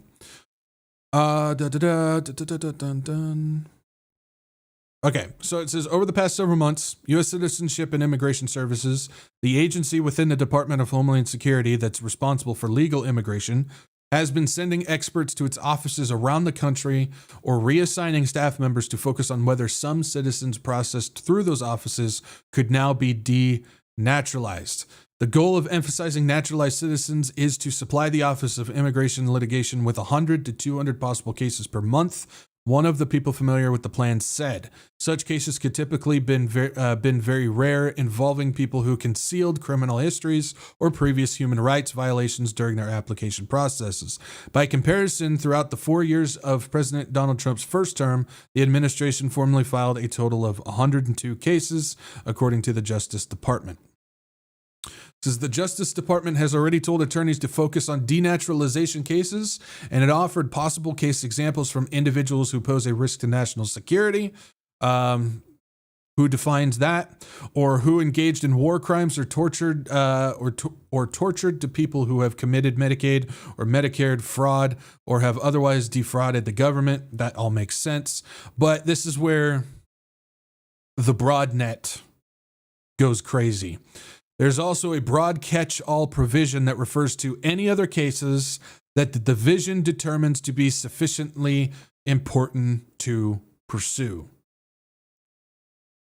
Basically, that is the most generalized, broad language that you can use to basically say, if we tell you to denaturalize that person and deport them, you're going to do it. That's what's in this policy that they're putting forward. Again, I'm seeing so many repeats of history right now where these countries throughout history who had these authoritarians who wanted to, quote unquote, preserve the heritage, the brotherhood, that this is the type of stuff that they did. And so what they're doing is they're looking at anybody who they don't want for whatever reason.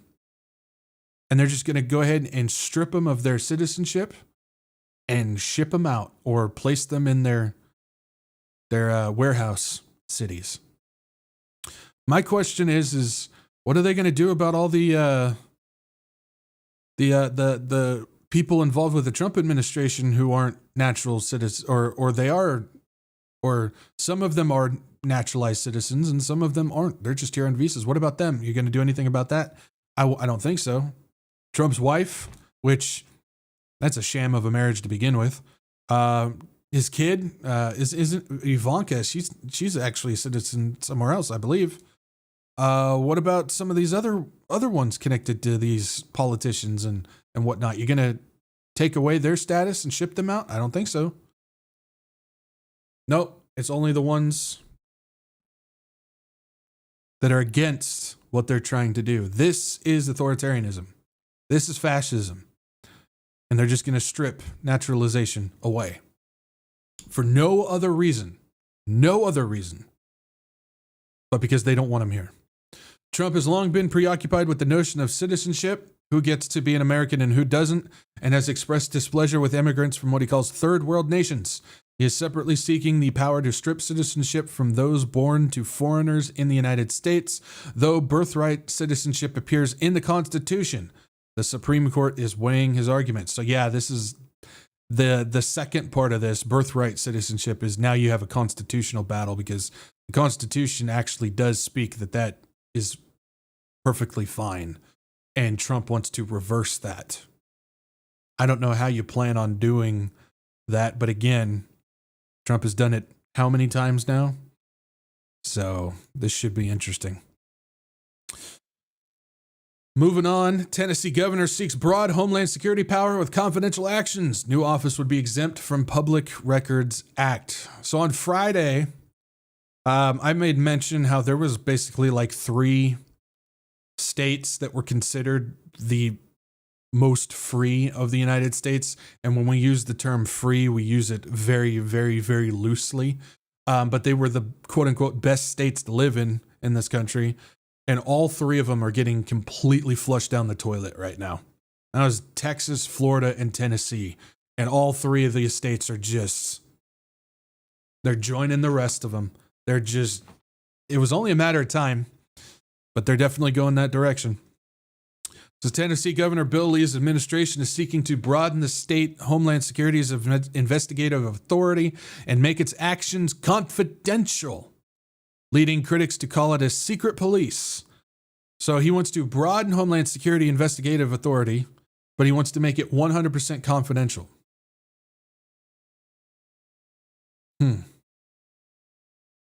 Wow. I believe there was some German dictatorship that also had a secret police. You guys remember that one? Under Senate Bill 1880 and House Bill 1639, the Office of Homeland Security would be created within the Department of Safety, even though it has existed since 2003 under the executive order by former Governor Phil Bredsden after the 9/11 attack. As part of the new bill, the Safety Commissioner can hire commissioned agents and non-commissioned personnel to the office that directs the state's Homeland Security operations and works with the state, local, and federal law enforcement agencies. Separately, SB 1881 would make all records of the office confidential, closing them to public inspection even after the investigations and criminal cases are finished, a departure from laws that apply to local police departments. As part of the expanded authority, the office would be allowed to secure the state's election infrastructure at the Secretary of State's request. If you guys don't understand what that means under this secret confidential office that involves federal DHS, the federal DHS under this order would be allowed to intervene and secure state infrastructure. So when we're talking about nationalizing the elections and allowing the federal government to dismantle the Constitution in order to take over states' rights of election, this is how you can do it. And the Tennessee government is attempting to do so right now. Senate Majority Leader Jack Johnson of Franklin and House Majority Leader William Lamberth of Portland are sponsoring the legislation for the Lee administration. Johnson said that the Lee administration believes that the agency should be elevated to department-level status. He added that Senate will look at the Public Records Exemption Bill and let Safety Commissioner make a case for keeping records secret. The bill is likely to be amended in House and Senate committees. Here we go. Moving over to Florida. Florida governor could brand groups as terrorists, alarming free speech advocates. Other bills would also ban certain books in school and forbid referring to the West Bank in official documents. So state lawmakers this session are considering changing state laws that could affect what Floridians say, write, and read. Legislators are weighing giving the governor broad powers to brand groups as terrorist organizations and expel college students who support them. They're proposing forbidding the state from referring to the West Bank and imposing more restrictions on school books. Several of the ideas have bipartisan support, but they've received pushback from free speech advocates and trade union representatives. They've also divided Republicans who in recent years have derived what they said was censorship in the forms of political correctness and cancel culture. And right here, I want to stop and make a point, because this is where we're seeing the upside down display happening for these party members, whether you're left or right. We saw the same thing happen in Minnesota. Remember, we literally saw the left, the ones who are anti-gun and they want gun control and they want all this stuff to take care. They were the ones that were declaring war, saying we need to go get guns. We need to uprise. We need to use our Second Amendment. The very same people that have been against it their entire career as a leftist. And they changed sides saying we need guns. The same thing is now happening to the right. The very same people that said we need to stand against cancel culture and we need to stand for free speech and we need to make sure that people have rights to this and we can't do all these things when it comes to political correctness and banning things that we don't like and so on and so forth. They're now the very same people, since they've got the power, that are attempting to do the very same thing that they said they were against. We've talked about this. This is the political religion of Satan, where you give your life to a party, which means you don't think for yourself. You don't have any true beliefs. You don't believe in anything. You just go with what you're told based upon the party that you associate with. That's the dangers of this.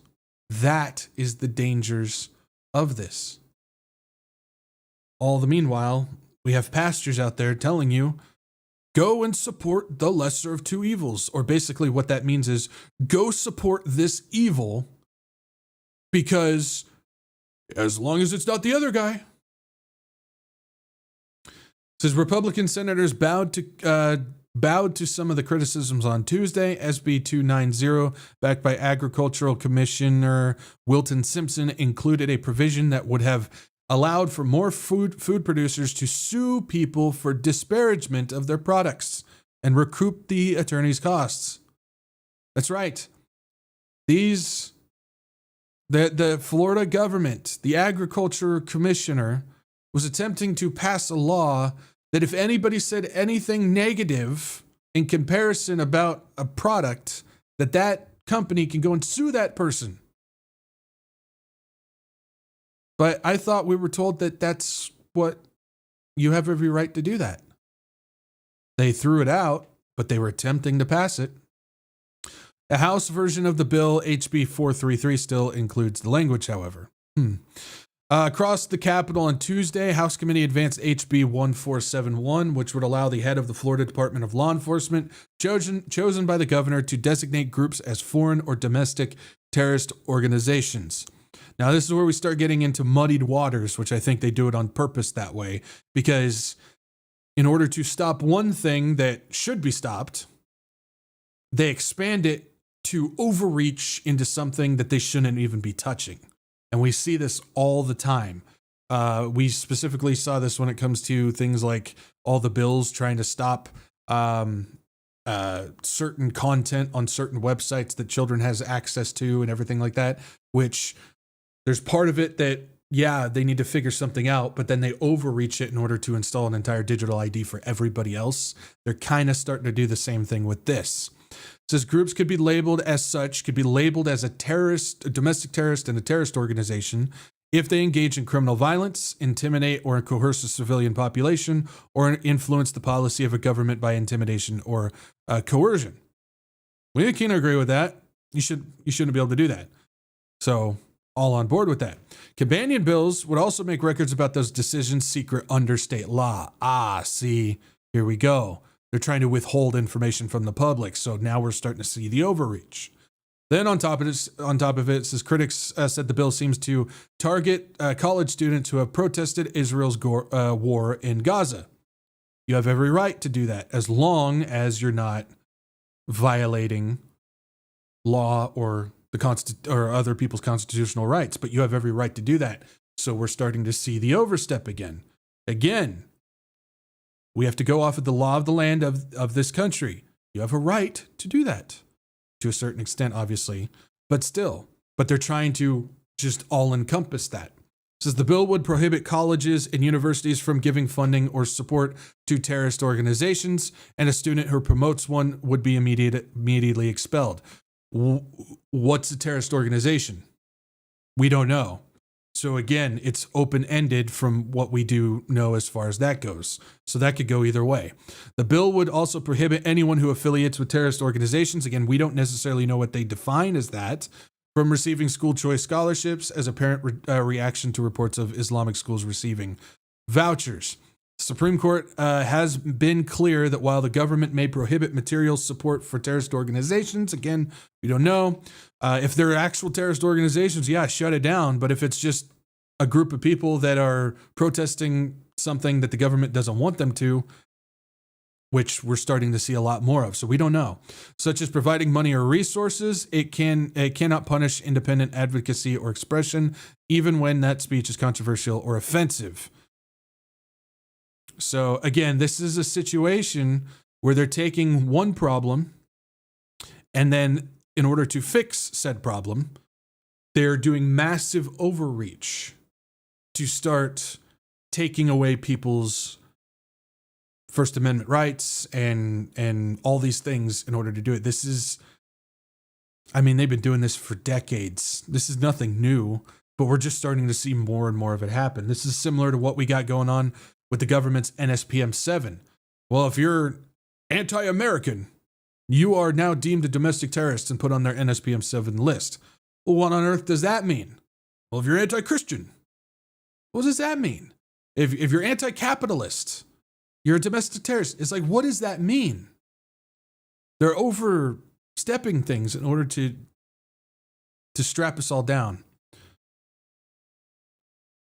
So, just a heads up, if you're in Florida, that's what we got going on over there.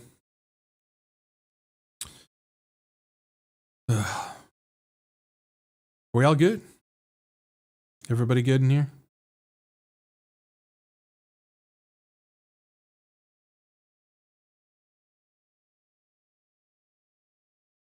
I have no idea what you guys are talking about. Y'all are talking about some weird stuff. I don't even know. Anyways. All right. We just got a couple more things and then we are out of here. All right. Let's talk about it. Let's talk about this. Border Patrol supervisor faces 10-year jail time for harboring undocumented girlfriend who is also his niece. Federal supervisor allegedly housed and supported his undocumented girlfriend / niece while aware of her immigration status.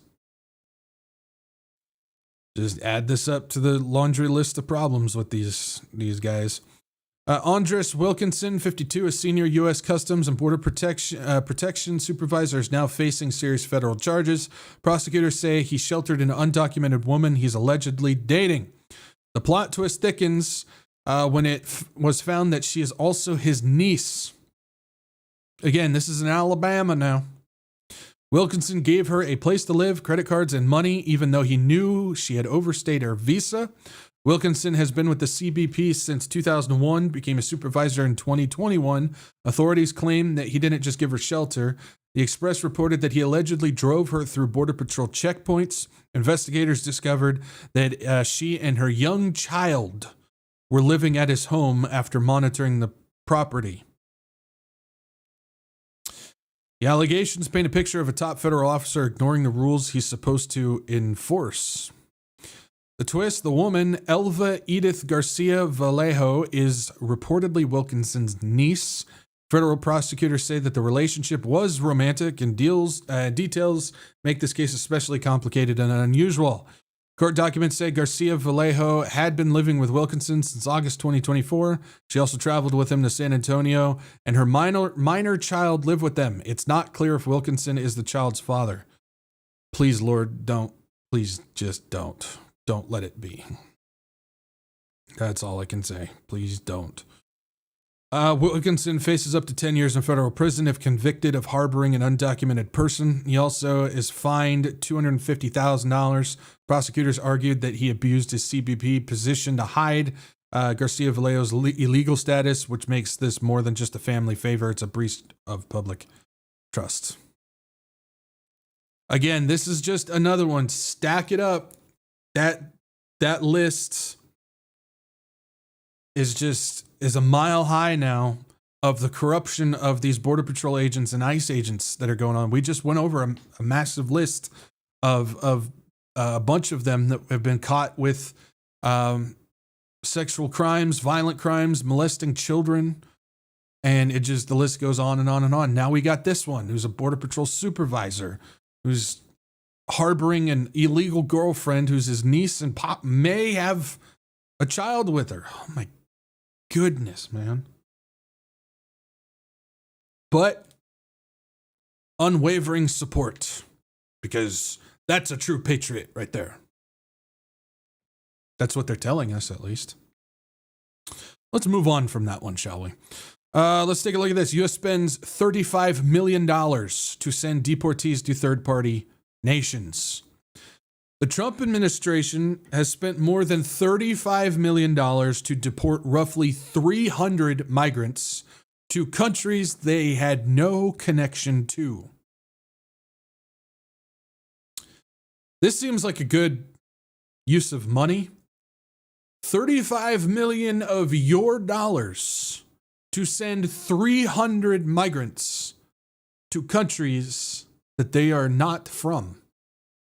Not only that, but doling out millions of dollars in lump sum transfers to foreign governments without a system to track how that money was used.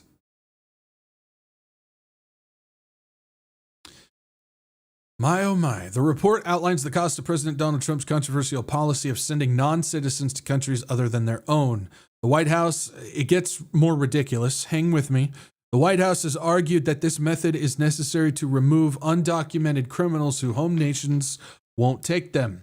A U.S. official told Senate committee staff in private interview that the program was intended as an intimidation strategy and a costly deterrent aimed at pressuring migrants to drop asylum claims, according to the report. The person said destinations such as Palau, a Pacific island nation, or Eswatini, a kingdom in southern Africa, were selected in part to signal that migrants could be sent to remote locations from far away from home. So basically, this is being used as an intimidation tactic for other immigrants, saying, if you don't cooperate, we're going to take you and ship you off to some country that you have no connections to. They're spending $35 million to intimidate illegal immigrants. Make that one make sense.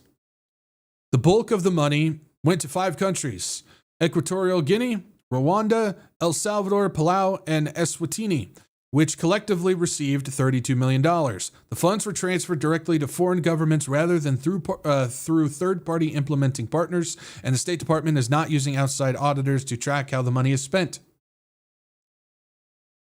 or exactly who's receiving that money. So this is where it starts getting even more ridiculous. I kid you not. A Mexican national, for instance, was flown more than 8,000 miles to South Sudan at an estimated cost of $91,000 per person, including housing at a United States military base in Djibouti along the way. He was then sent back to Mexico, his original place, weeks later. President Claudia Sheinbaum said her government was not informed of the deportation.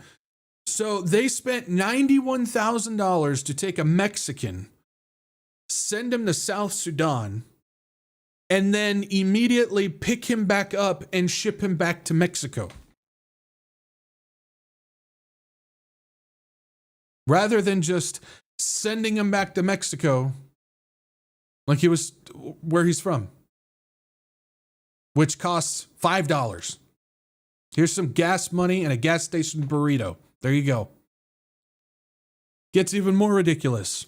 A Jamaican national was sent to Eswatini at an estimated cost of more than $181,000, despite having deportation orders to Jamaica. Weeks later, the U.S. again paid to fly him home. Jamaican officials said that they had not refused his return. So, the United States government took your money, $181,000, to take this dude and ship him to Eswatini, and then a couple weeks later pick him back up and send him back to his original country.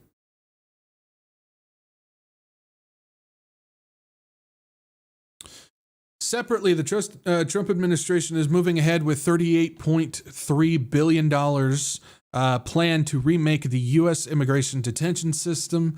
and a sweeping expansion that officials say will streamline operations and speed deportations. The plan, known as Detention Reengineering Initiative, calls for acquiring and renovating 8 large-scale detention centers, adding 16 processing centers, and taking control of 10 existing turnkey facilities where Immigration and Customs Enforcement already operates.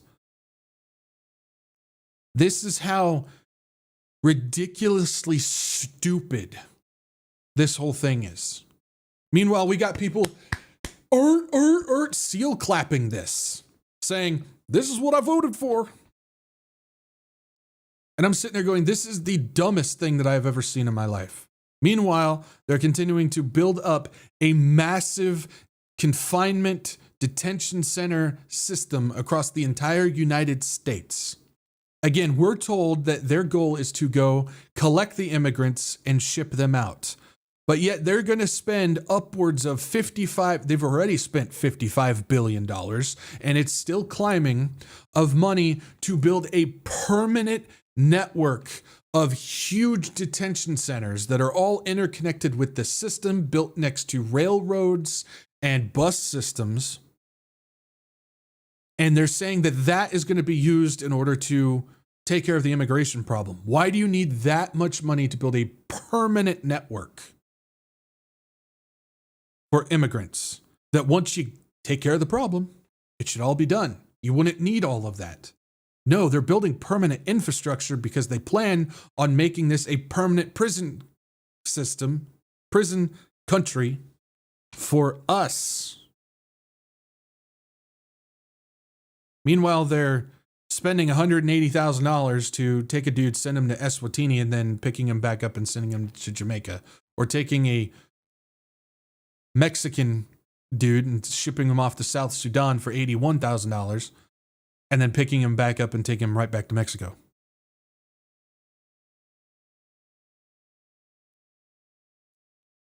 Again, because the church network that is quote unquote prophecy watchers is continuing to mockingbird their way with the same distractions of Tucker Carlson and Candace Owens and they're not covering this stuff. If Biden was the one doing this, they'd be covering it every single day. But because it's not Biden, and because it's not popping up on the same 5 news websites that they use for everything, they're ignoring all of it and just mockingbirding themselves the same stuff over and over and over again. Meanwhile, this is what's really going on. And so the watchmen aren't being watchmen. The watchmen are just sitting there while the enemy's dogs have already ran through the gates and are devouring people right in front of them. But they're sitting there laughing and steel clapping, going, ah, da, da, da, da, da, da. Wonder what ridiculous thing Tucker Carlson said today.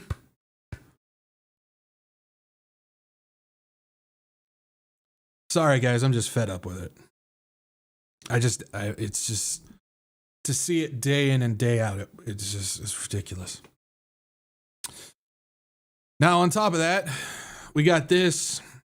Despite increased profits, private prison companies want to cage even more people. I wonder who the more people are, everybody. Do you know who the more people are? I know who the more people are. Yeah.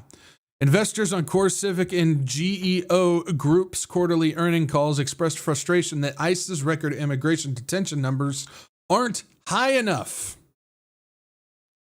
It says Core Civic's revenue from contracts with Immigration and Customs Enforcement skyrocketed in 2025, but some participants on today's quarterly earning calls expressed concern that ICE has not detained as many immigrants as investors hoped. One of the big questions has been the pace of detention by ICE, that it's been below what the investors thought it was going to be. One caller said, I think people thought we'd be at that 100,000 level. We're currently at a little over 70,000. Remember, each person that gets thrown into one of these private prisons, those private prisons and the investors make money. So they want as many people sitting in those things as possible. They don't care if they're illegal immigrants. They don't care if they're U.S. citizens. Either way, they're making money. ICE's detained population is at the highest level since the agency's creation in 2003. The majority are incarcerated in for-profit prisons, which has meant millions of dollars in revenue for the private prison industry. Leading for-profit prison companies, including CoreCivic and the GEO Group, who donated about $500,000 to Republican members of Congress currently in office, and $57,000 to Democratic Congress members from 2021 to 2025.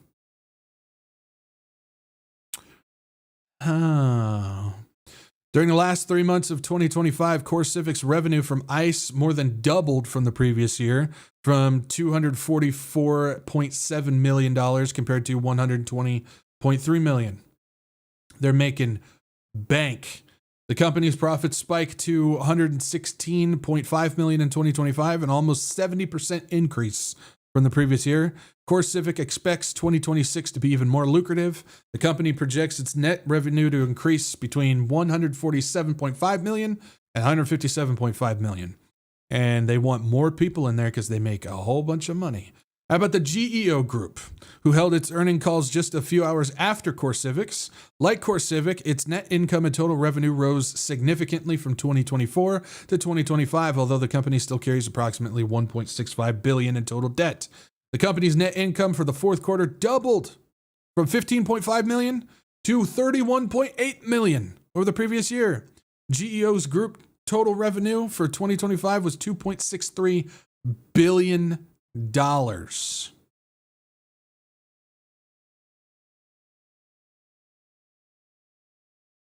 Oh my. Now, these two companies, CoreCivic and GEO Group, let's just take a quick peek, shall we?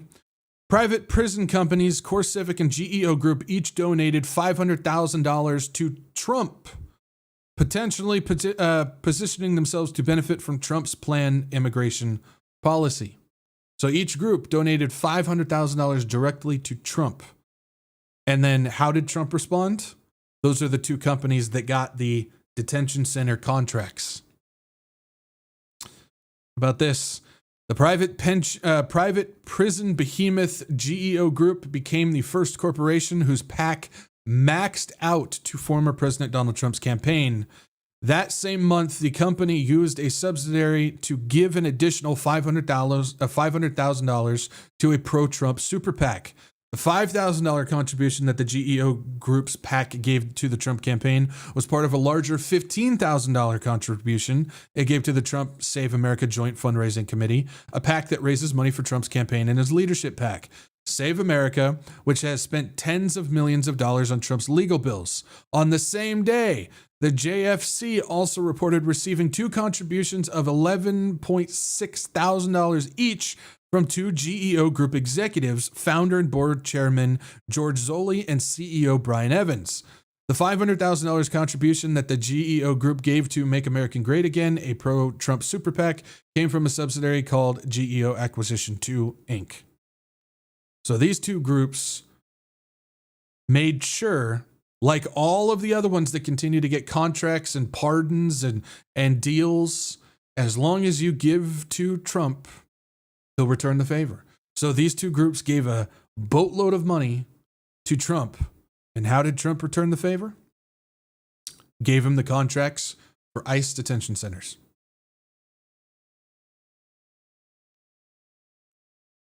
Corruption, lawlessness at its finest. Then we have this. ICE is expanding across the U.S. at breakneck speed. ICE plans to lease offices throughout the U.S. as part of a secret months-long expansion campaign, and it just keeps on going. It says documents show that more than 150 leases and office expansions have or would place new facilities in nearly every state, many of them in or just outside the country's largest metropolitan areas. In many cases, these facilities, which are used by street-level agents and ICE attorneys, are located near elementary schools, medical offices, places of worship, and other sensitive locations. There's no decrease in what they're building. it's actually increasing right now. In El Paso, Texas, for example, the agency is moving into a large campus of buildings right off the Interstate 10 near multiple local health providers and other businesses. In Irvine, California, ICE is moving into offices located next to a child care agency. In New York, ICE is moving in the offices on Long Island near a passport center. In a wealthy community near Houston, Texas, ICE appears poised to move into an office building blocks away from a preschool. It says DHS claims that the agency now has 22,000 officers and agents stationed around the country and is still in the process of hiring more.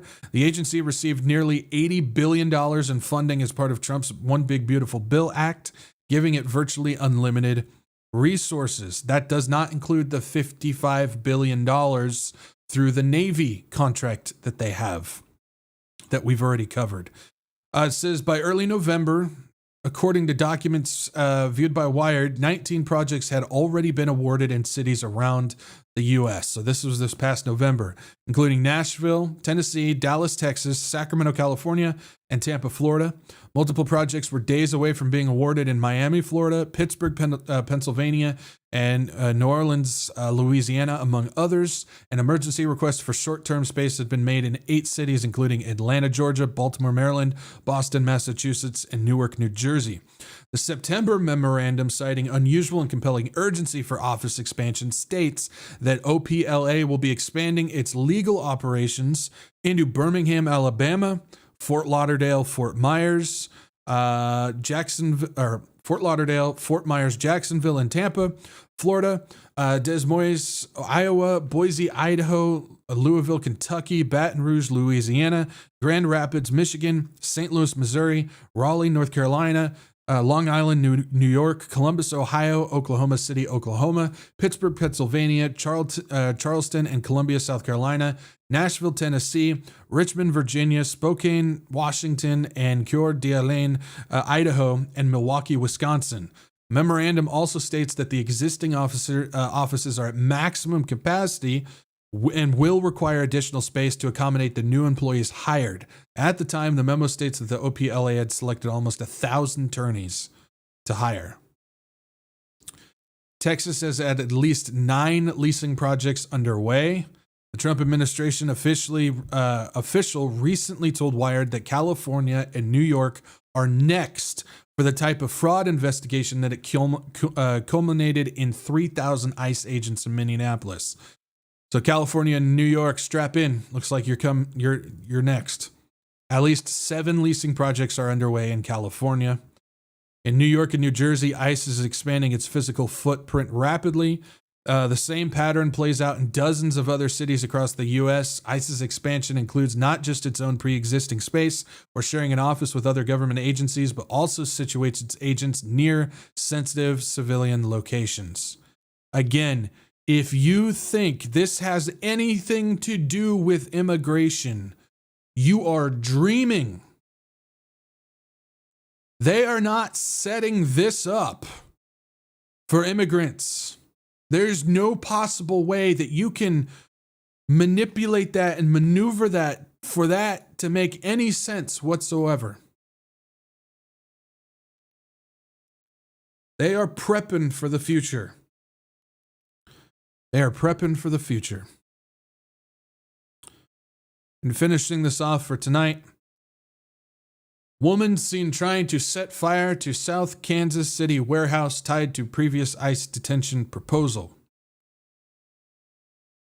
This is interesting.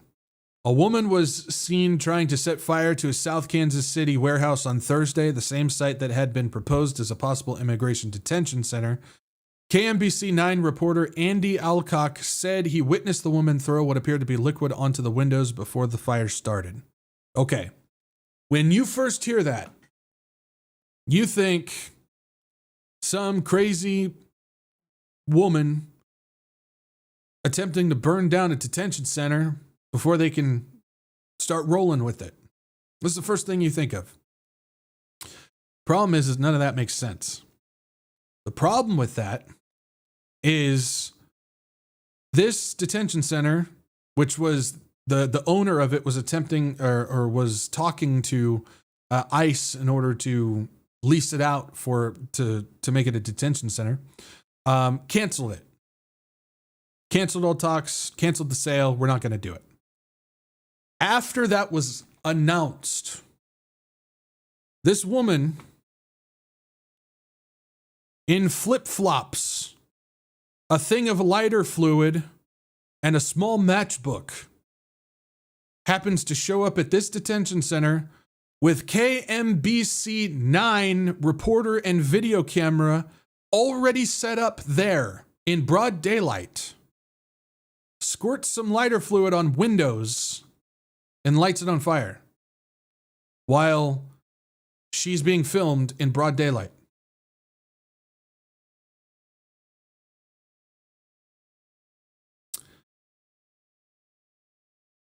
Awfully convenient, don't you think?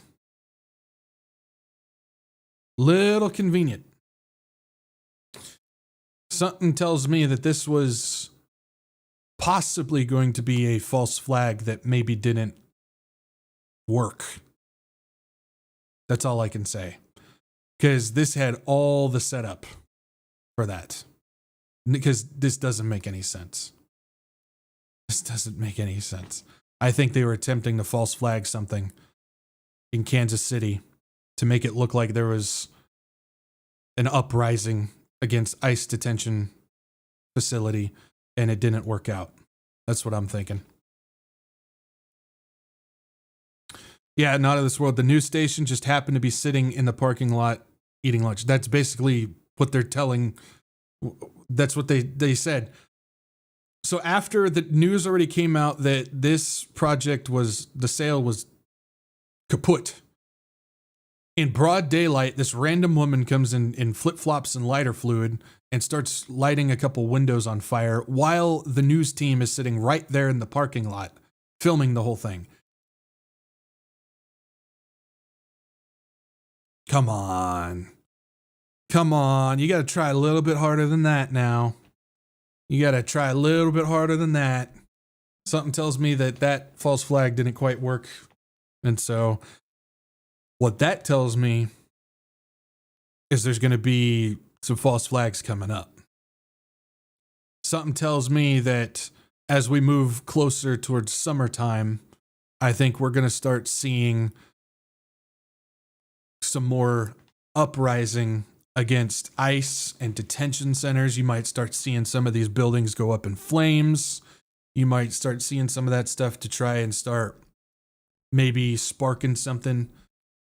And that could also be used to nationalize elections at that point, or eliminate elections with a martial law declaration or state of emergency declaration at the least.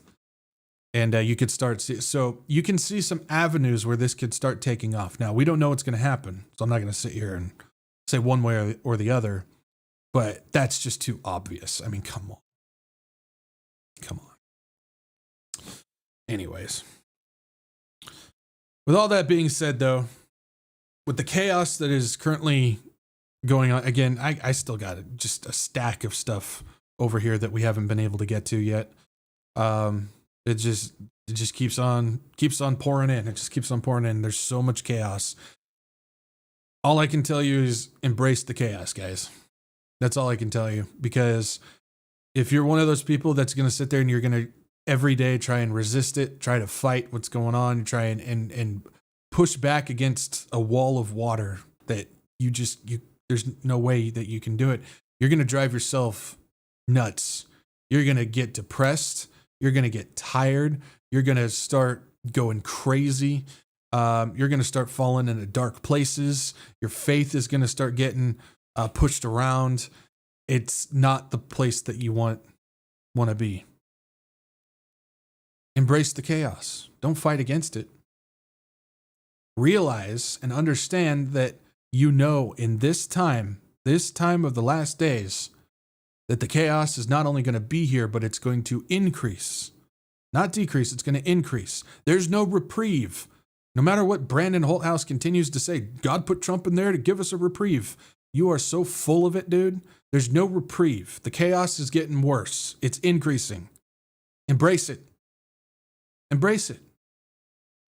Don't get lost in the narratives. Don't try and push back against it. Embrace the chaos. Because when you do, when you're at the center of the storm, you're at the eye of the storm. Where's the calmest place to be? It's the eye of the storm. Guess where Jesus is? He's right there in the center. He's at the eye of it. He's in full control of it. He's the one that's controlling everything around it. While everything is swirling around, right where Jesus Christ is at the center, and it's the calmest place to be. If you go and try and fight that storm, that tornado, you're going to start flying all over the place. You're going to lose control. Embrace the chaos. Be at the eye of the storm with Jesus. If you don't have Christ, you're just going to be flying around like crazy, like the cow in Twister. You're just going to be going everywhere. No control. It's why you need to embrace it. Understand that this is the time that we have been positioned in. Be okay with it. It doesn't mean you go along with it, but just accept that it's going to happen. And that allows you to be free to spread the gospel of Jesus Christ to those who are swirling around in the chaos. And that's the important thing. So if you don't know Jesus, the gospel is as simple as ABC. A, do you admit that you're a sinner? The act of repentance, metanoia, changing a mind, turning from self to Christ. It's what allows us to have true belief in Jesus Christ. Because how can we believe in Jesus Christ as our Savior if we don't recognize that we need Christ as our Savior? It's through that repentance that allows true belief in Jesus Christ. We believe that Jesus Christ is the one and only begotten Son of God, that he came down 100% man, 100% God, the God-man, the one and only, and he lived the perfect, sinless life, the only one to do so, which means he was the only one qualified to carry the sins of the world upon his shoulders, where he took my place upon that cross, where he was crucified and he died. But because there's power in the blood of Jesus Christ, and he did exactly as he promised, prophesied, and said that he would, he defeated death and rose again on the third day. For all who believe in him shall live forever in his presence. You will live forever in his presence and in his glory. When we place our faith in Christ, when we place our faith in him, we are placing our faith in Jesus Christ. We are placing our faith in his death, burial, and resurrection. We are placing our faith in his spilled blood, the only blood that can cover what we've done. And we are placing our faith in the finished work, the telestai, upon the cross.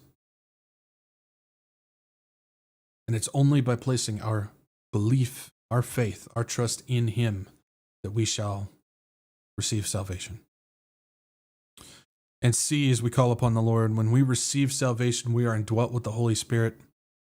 And we are given a supernatural gift of prayer that allows us direct access, a direct line to our Heavenly Father, who not only gives us that ability, but desires to hear us every hour, every minute of every day. So much so that even in the Word of God, we are told to not cease praying. And so we say, Lord God, thank you. Thank you for allowing us to get together and to fellowship with one another and to go over the crazy things that are happening in this world, and giving us the ability to be watchmen for you so that we may share the gospel of your Son, Jesus Christ. God, we understand that these are dark times right now, but we are blessed to be living in these times where we are seeing the foreshadows and the stepping stones to your prophetic words that will soon come launching off the pages of your word. God, allow us to not get caught up in the storm, to not try and resist, but to just embrace the chaos that you have told us that will be happening right now, and to find calm in the center of the storm where your Son, Jesus Christ, is. Allow us to have peace in these dark and crazy times, and give us the strength and the boldness to speak the name of Jesus and his gospel in the darkest of places. And we say, Lord Jesus, please come soon, Maranatha. Amen. Amen. Okie dokie. Do we have some questions? We have not been getting very many questions lately. We have something here.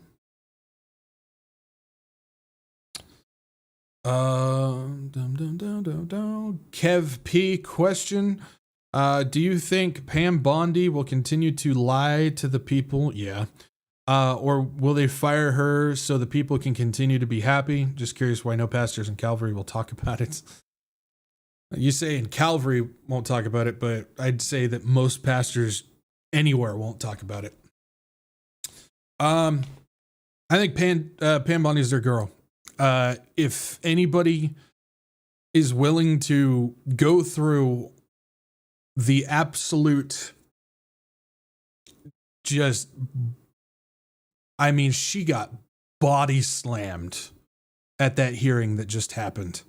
And she couldn't answer a question. She got flustered and angry. She did everything she could to avoid questions, and she just was hurling in playground insults and all this stuff. And anybody who can live with themselves after that, I don't know. But no, I think that's, unless they need some type of sacrificial lamb in that particular area of things, which I don't think they need yet. I think they're going to stick with her, and yeah, she'll continue to lie and cover and do everything that she's being asked to do by people who sit above her. So yeah, I think that's going to happen.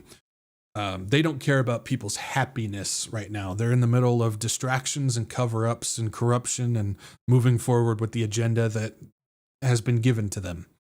That includes Trump himself. He's not in control of anything. He's got a script just like all the rest of them.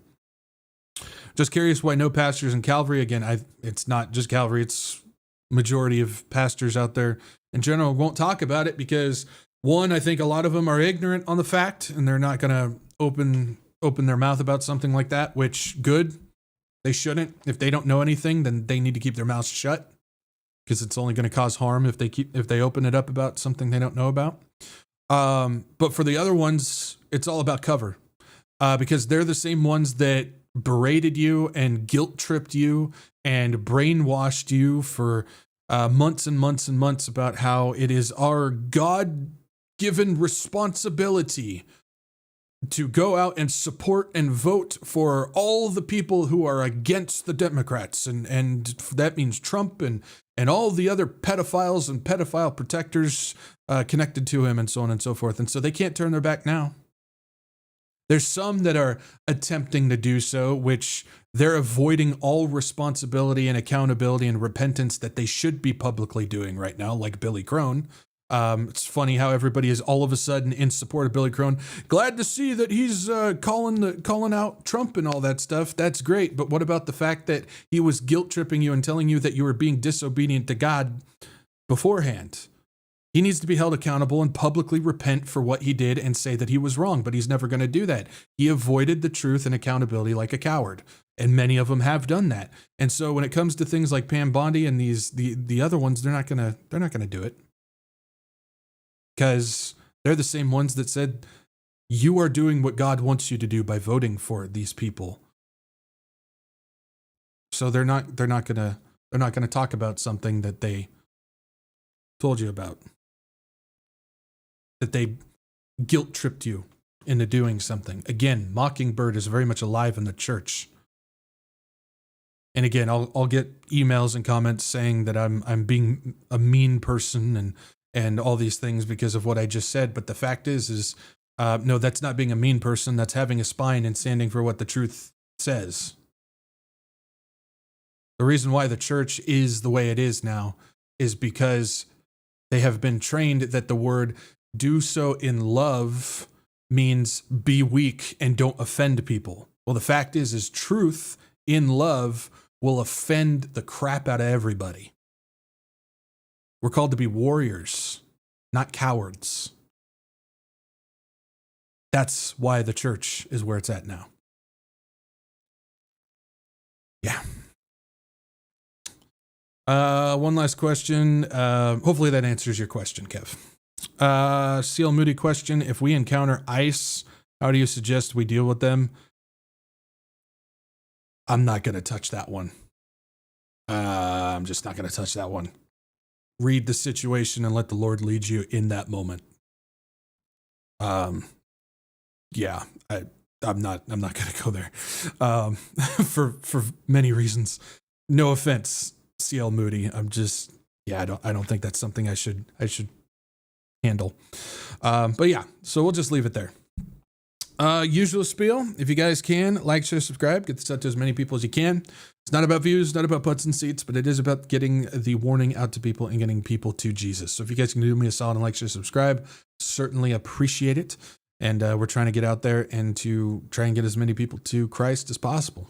So liking, sharing, and subscribing does help do that.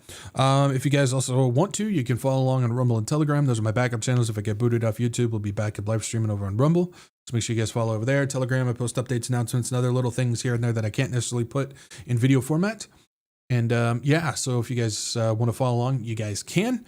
And Rumble and Telegram. If not, no worries. Just make sure you guys bookmark the WretchedWatchmen.com website. That's your one-stop shop to stay up to date on everything happening with the Wretched Watchmen. And you'll find the latest podcasts and live streams, announcements. They're there, free book to download, all that type of stuff. So head on over there and bookmark the page. And last but not least, if you guys like to support this channel and what I got going on, I got donation links down below. CashApp, Venmo, and Gifts and Go. This channel's not monetized. I don't make anything from ads, views, or anything like that. Runs solely off of your guys' generous donations. So if you guys like to support this channel, what I got going on, I got donation links down below. And thank you guys for your support and your blessings, your prayers, and encouragement. You guys are awesome. You guys are the ones that make this run. And so I thank the Lord for all of you who support and keep this thing going. So thank you guys for that. Tomorrow is Sunday, which means get your wretched heathenic misfit booties to church, whether online, in person, doesn't matter. As long as it's a Bible-believing, Christ-following church, make sure you guys get there tomorrow. And we're not out of here by Tuesday. Same time, same place. I'll meet you guys right back here. Peace out. Maranatha.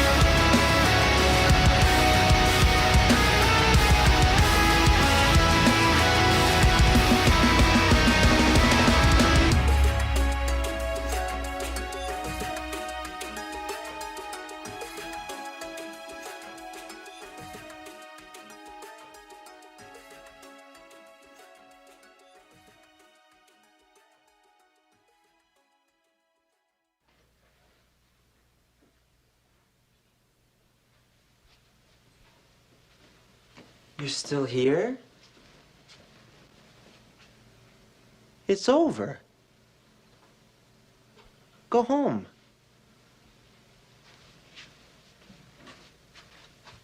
Go.